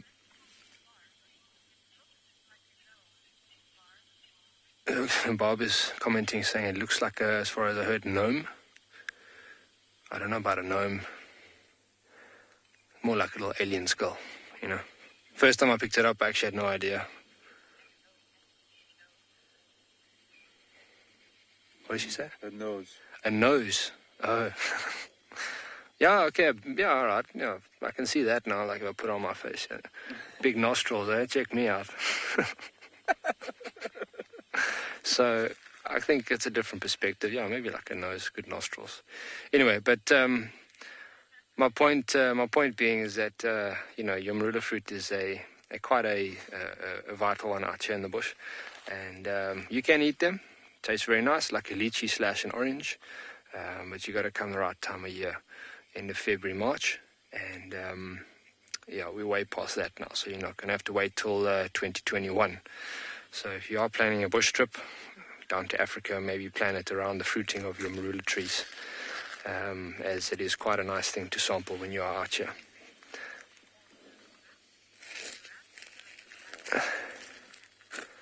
All right, so we are now going to call it a day out here because we've lost the sun and we're very close to camp, so we're going to be heading back shortly.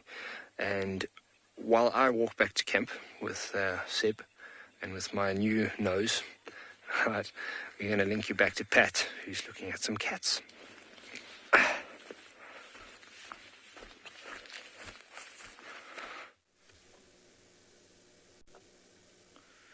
Okay, well, no real movement since we last saw him in that kind of stalk position. He's still just sitting here, just looking.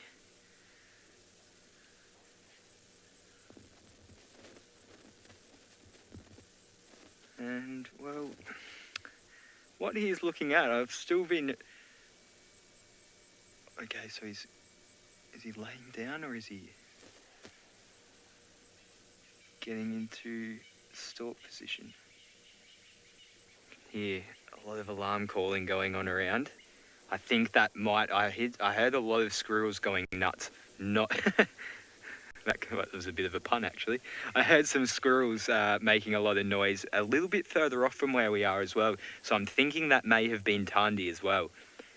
We do know that, well, obviously those two were very close together not too long ago.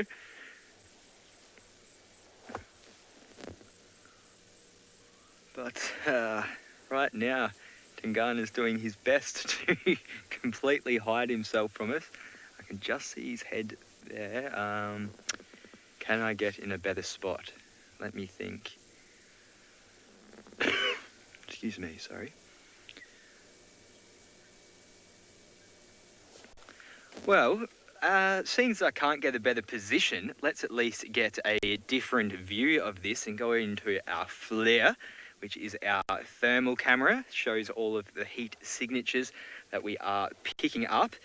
And, well, we'll be able to at least see a different kind of angle. So we can see there that Tigana just moved his head pretty much precisely behind those trees there. Oh no, there we go. So it is actually quite a useful tool because as we can see here, even the slightest bit of movement from the different heat signatures in Tigana's head, even the slightest little bit of movement really stuck out there against the stationary trees that also kind of bear the same sort of heat signatures. But, I mean, I cannot see Tigana at all right now, so it just does go to show that we can use this technology definitely to our advantage. So now we are back into infrared. Again, okay, we're not back in infrared, we're in colour. Sorry, that was a bit of a mix-up on my part there, but we will be soon.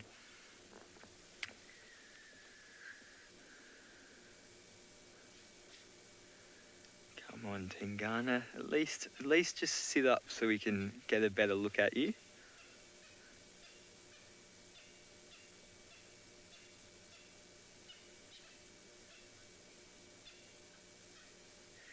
So we have some people asking if we can see what he's hunting. Well, no, I'm not even sure if he is in fact hunting or not. It's just from his body posture, from what I was seeing, that it did look like he may have been on the hunt, but I can't see any animals. I mean, if we have a look straight in front of me, we can kind of see how dense that is there. So what is actually in there. I'm not too sure. I could probably scout for a better angle. Let me just move in a. I also don't want to lose our view of Tigana as well, but I suppose he is very stationary right now. I don't think he's going to get up and dart off in a hurry.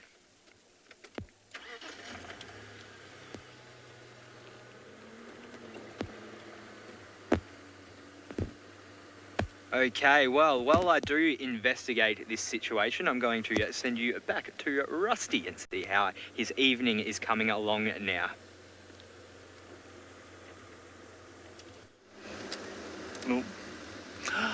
Well, we were with the evoker males, but somewhere in the distance we heard the alarm call of monkeys calling, and they seemed quite stressed out about something. So we did a quick U-turn and went to go investigate. But we found the monkeys, but we found nothing that they were looking at. They were alarm calling about something, but it was just about in the same place yesterday where we saw this martial eagle. So it might be that's what they were alarm calling about. So I was hoping for it to be something else, but we are going to head back and see if we can find those male lines, and I think I just missed the turning to where they are. So we're going to see if we can find those two boys again and see if they decided to move. It is getting to that time of the day where they should or could possibly become more active, but it depends what's on their itinerary tonight, if they're going to hunt or if they're going to go and keep up or try find those Nkahuma pride that I saw yesterday, or that we saw yesterday. So I believe that the Nkahuma pride is not far from here where they were last seen, I think this morning, but we believe that they might have been separated, because when I last saw them yesterday, they'd gone hunting and they'd like veered out in two different directions. So maybe there we go. Maybe they are following up on them, or they are trying to find each other, and these males are just happen to be, scrub here, just happen to be around the same area. But they've got very good senses, so if any of those females are in estrus, then these males are definitely going to move in for one of them. Sadly, the sun has gone down, and I know that Pat's having an epic sighting. You all are. I'm sure who is watching, having this sighting with Tundi and Tigana on the hunt. Oh.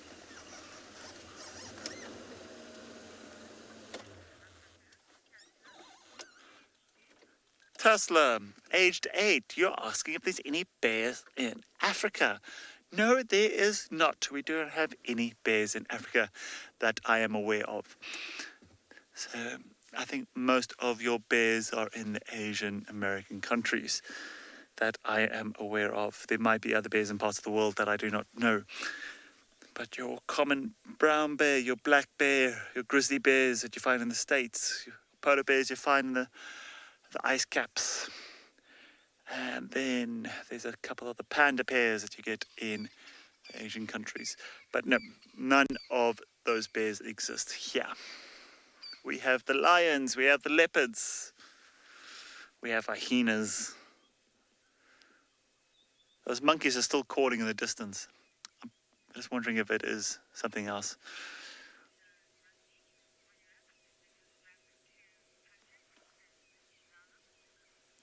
So these boys are still flat cat. We're going to see if we can find the other brother, see if he's going to make an appearance. In the meantime, let's go over to Pat and see how Tigana is getting along.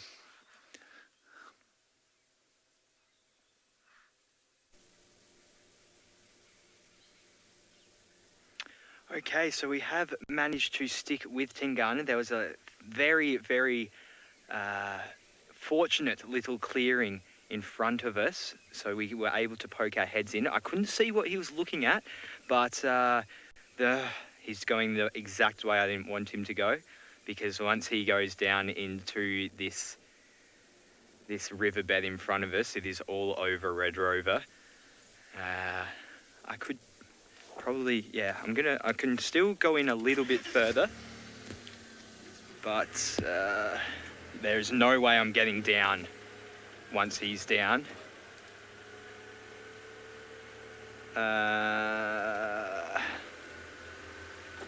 Oh, there he is. Okay. He's sniffing around. He's doing a lot of sniffing in. He was sniffing a tree before. Perhaps there are some scent marks that he's trying to pick up on. Just trying to be very careful here. Not to damage myself and to not damage the wildlife as much as possible, or the trees.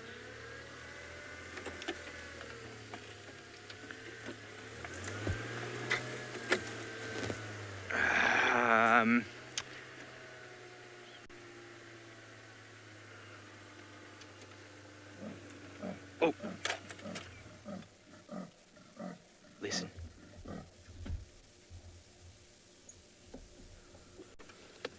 So it'll be the soaring from Tigana there. So I'm just gonna...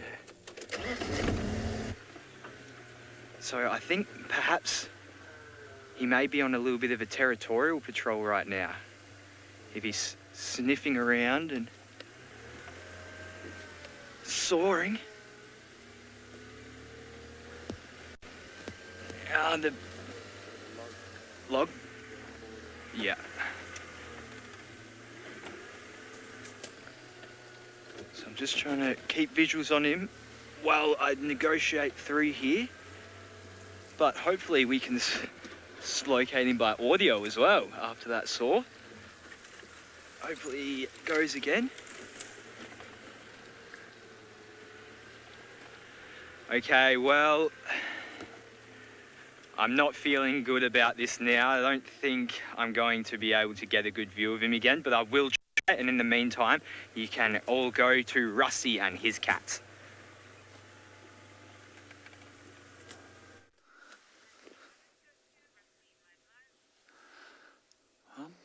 We're back with the two boys, and the other one is still... Both of them are pretty tucked away in the grass at the moment. I don't know, like, these boys have their own plan every evening. Some nights they lie in, and then as soon as we leave, about half an hour later, you'll hear them calling. And if you're lucky enough, you'll hear them calling as we're watching them. He's listening to the monkeys in the distance. I don't know if you can hear them in the background there. It is quite far off.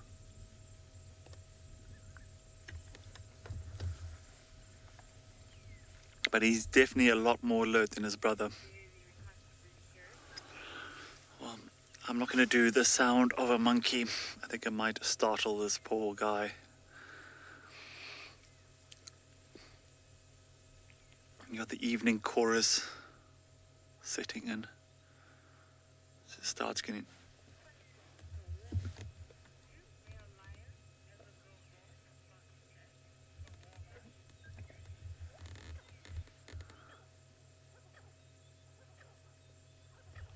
Sorry, I'm just listening to the background. I thought I heard lions in the distance, but it wasn't.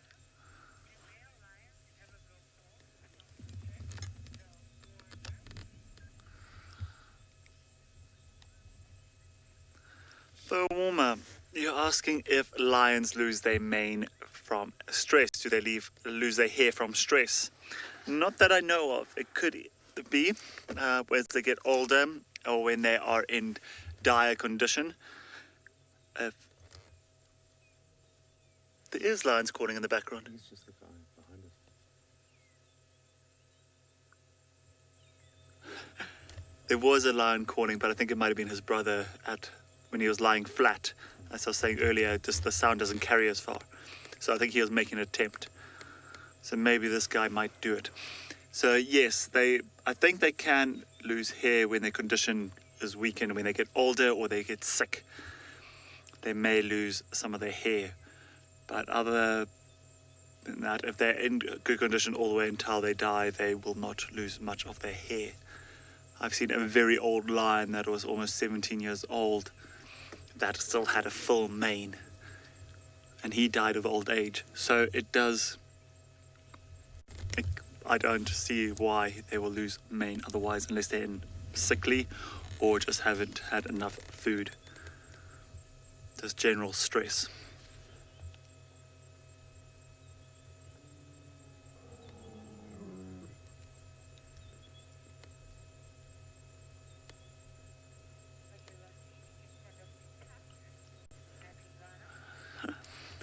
the brother of this one who's a bit behind us, he's attempting to call, but it's not really that lionish yet. It's not that impressive.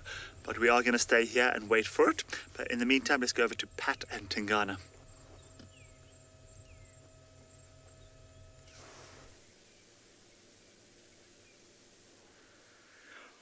Well, Tigana has played very nice for us. He was just about to go down that drainage line and managed to actually, well, he turned around. He did a bit of a saw first, then he turned around and came out and has nicely positioned himself for us. And since then, he has done some more scent marking and some more sawing. So yeah, definitely territory related what he is up to right now.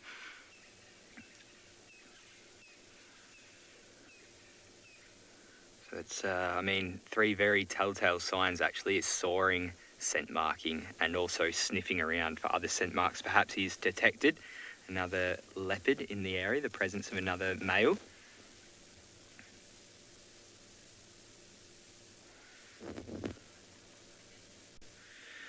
Okay, well, now that he's out in the open as well, let's have a proper look at him in the FLIR camera. We can really see now that the earth has cooled down, now that the sun's down, that we can, even where he was laying. How cool is that? So we could even see where he is laying down from the heat signature that he left. And clearly very much warmer than his surrounding environments. Actually, it might be a bit hard to see on all of your screens back home, but I can see right now even where his footprints have gone. And he's going back into the block where we last had him. All right. What are you up to, Mr. Tigana? I'm just going to move a little bit closer.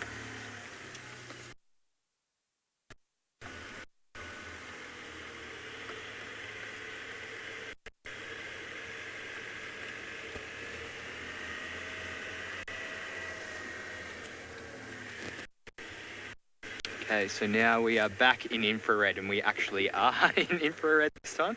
Just gonna turn my lights on here. You're being a good boy, Tigana. He's coming in and at very lucky angles for us. That we don't have to really... Well, this is actually a two-track that's and other cars have been through. So it's kind of a clear way through for us. Don't want to shine in with my lights. Actually, I might get my flashlight out so I have a bit more control over where the light is actually going in front of me. Okay, so here he is there.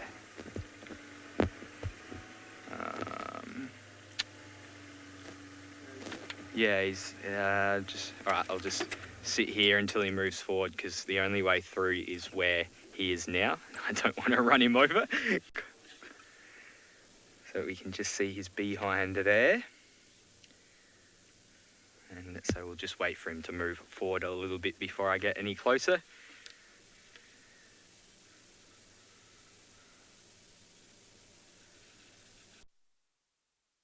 Kevin wants to know how far the tree... Oh.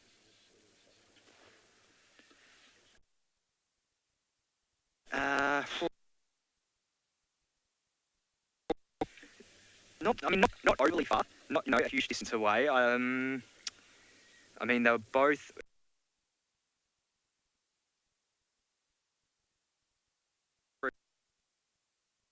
or not. But if it is, then they are quite close, kind of, sort of a little bit more west from where we are now, a little bit southwesterly.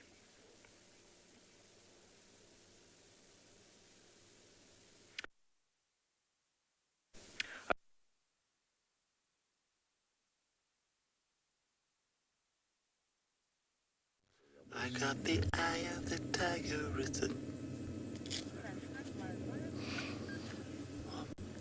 We came further down to see what the other boy is getting up to. Now...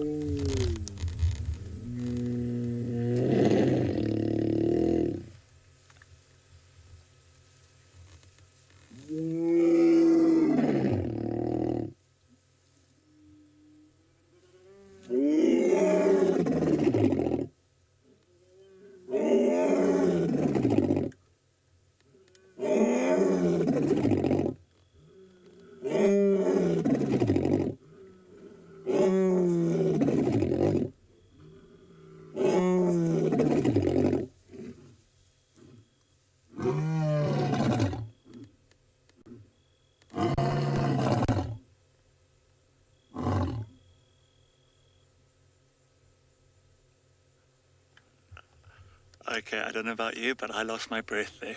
My chest is vibrating. That was incredible. Absolutely incredible. That's your most iconic sound of Africa.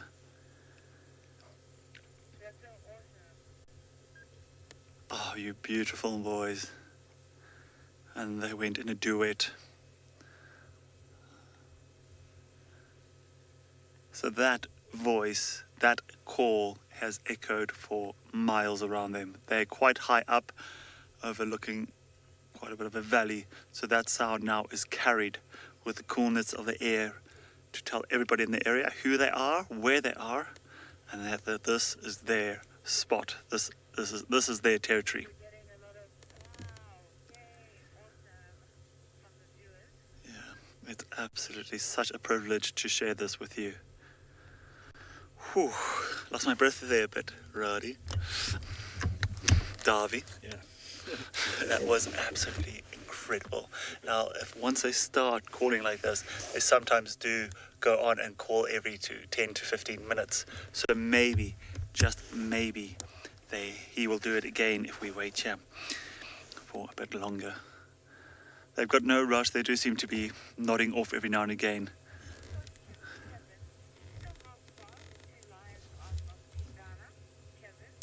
Kevin, you're asking how far the two lions are from Tigana. Well, I can let you know in just a second. I'm going to... There's special devices on our phones these days. Helps us to... We put in the positions of the animals found. So I want to know where Patrick is. So you want to know, we are exactly 2.1 kilometers away from where Pat is with Tigana, so it's a very big distance. Not far in lion terms, so they can cover that very quickly. But where these two males are from Pat and Tigana, it's far enough for anything to happen. But I can promise you, I'm sure Pat could hear these lions from where he was, where he is. And I'm sorry, you would have noticed that we have swapped onto IR, infrared, so we have no lights on at all. It's all through. There's only this light that shines on my face to illuminate me, but otherwise we've got no artificial light leaving this vehicle. It's all on IR, so it's very impressive. So the darker it gets, the less I see, unless I'm looking at the screen right next to me. So it gets a bit hair-raising when we know there's a lion just mere meters away in the dark. So Pat could not hear the roaring where he was. So maybe he is 2 kilometers is far enough away. But this call depends where it gets traveled. Where it travels down the valley, he might not be able to hear it. And he is probably crashing through the bushes, driving through the bushes, trying to locate Tigana. It's quite difficult once these cats start moving, how we get around with the vehicle.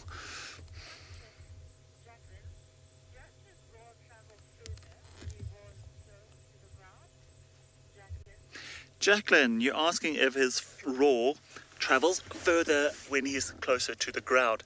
Not necessarily. It's not like your hyenas that do that over the shoulder. They do that big whoop into the ground to make it sound, to like echo the voices out. It's actually the lions, they seem to just do it either lying down like he was. It's just more of an unusual way of doing it, but they normally sit up, and then whatever direction they are facing, the sound seems to go out in that direction. Because it can actually be the case if the lion, you know where the lion is like we do here. If they're lying towards us and calling, it sounds right there. But if it turns around... Krista, you have a joke coming in. You're saying the lions like to do things lying around or something along those terms. I didn't quite get the full joke, but I started laughing halfway through. So yes, they do lions like doing things lying around, like calling. Is that often the case? They do that, like he started off, and then he got into the full swing of it when his brother joined. But that call is wherever direction they are facing, you'll find the voice carries further.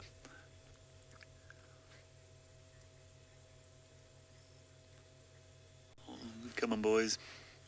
He seems to be tucked away now. Oh, you heard that. I wonder if his brother's moving. Nope, he is flat-catting. I'm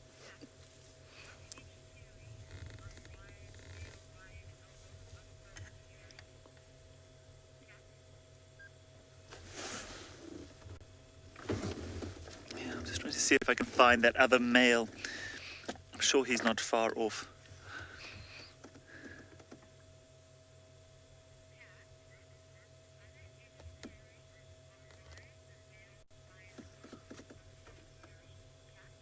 Cat, you're asking if there's any theories why male albos are hairy. To be honest, I really don't know. Darby, do you know if there's any theories behind why the male lions have these hairy elbows? I'm just thinking if it's the same with some animals. Like on horses, they have those chestnuts, and it's when they fold their hooves underneath them. It's almost in this identical line where the hooves are, so the hooves don't poke into the front legs. But now, lions, why would they have hairy elbows? Is it to make their arms look bigger? Could be one of the theories. I really don't know. That is something up for debate. If anyone knows why lions have hairy elbows, I don't know if you can see it in there. We can zoom in. Those hairy patches on the elbows. It's more distinct in male lions. What is the theory behind that? I do not know. So if any of you do know, you know the drill. It's that hashtag Safari Live on Twitter, or go to the YouTube chat stream. And I would like to know.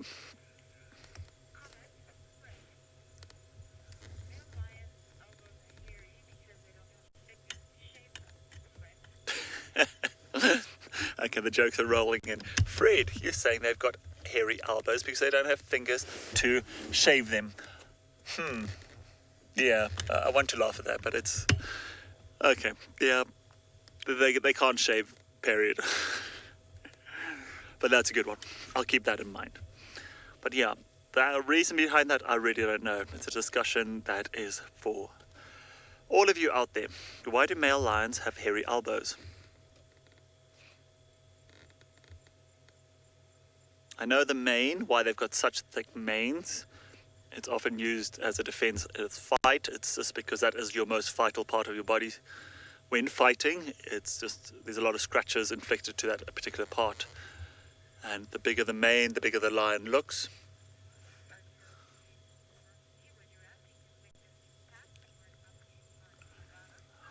So, we are going to wait here and see if these lions call at least once or twice more before the end of the show. But in the meantime, let's go over to Pat and see how his leopard is getting along.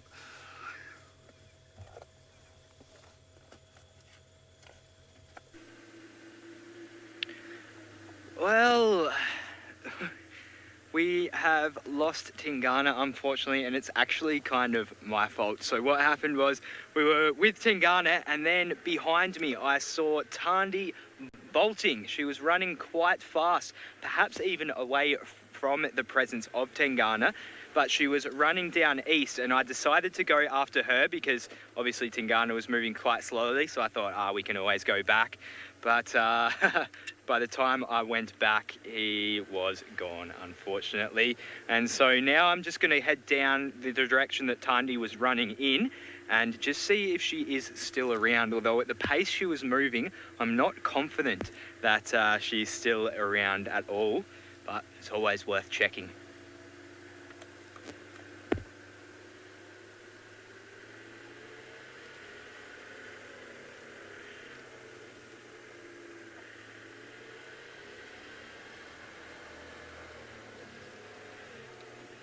Well, I mean, I'm pretty sure it was Tandy. It was definitely a leopard, and it was moving east, and I mean, it definitely looked like a female leopard as well. It was quite dark, but I'm assuming it was Tandy.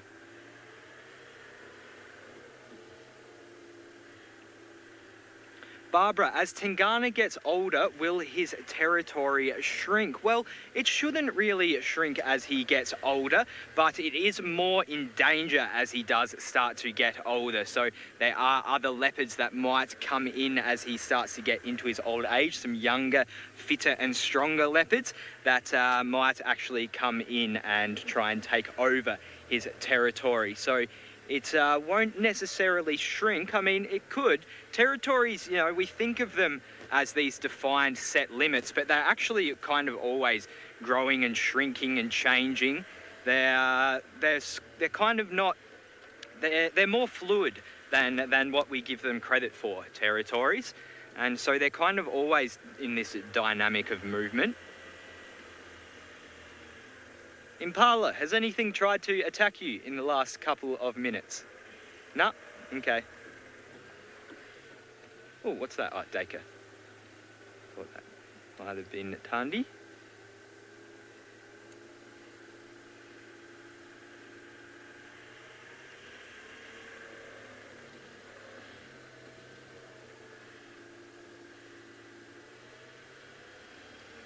So, it's been very nice ending to this drive. Some soaring and some roaring. So both the noises of the big cats. I unfortunately couldn't hear the lions roaring from where I am. And I don't think Rusty was able to hear the soaring either. Well, I will continue to look just a little bit longer for Tandy, and well, let's go back to Rusty whilst I do that.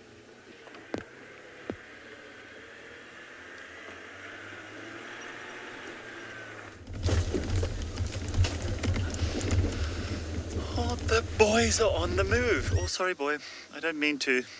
Sorry. The one brother is on the move, so we're going to stay with him and see if we can keep up and see where he leads us. I'm going to use my spotlight just to keep an eye on him.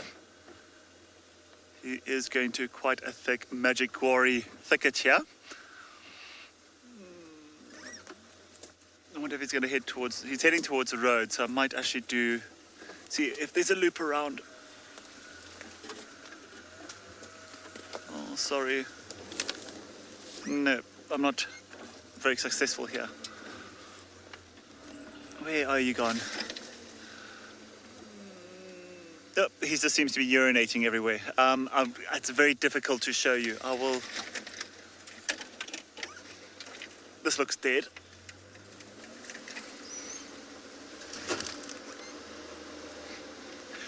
Ian, you're asking if the lion's roar changes as it gets older. They do become more gruff, but as literally from about 3 years to 4 years of age, they reach their full maturity. So they... Oh, sorry, I'm getting stuck on a tree here. It's not very good. It's an old knobthorn. Where are you going, boy? I'm just trying to get around this tree. So as they get older, after about 3-4 years of age, they've pretty much got their call down to a fine art.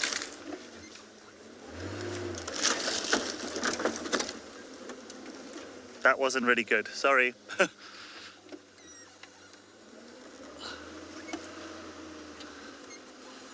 Oh. Sorry, this is not helping very much.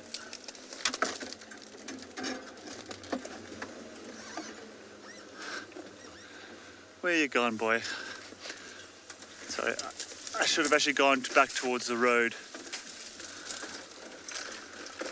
Well, okay, while we are looking for this male lion trying to keep up, let's go back over to Pat and see how it's going along that side. You good?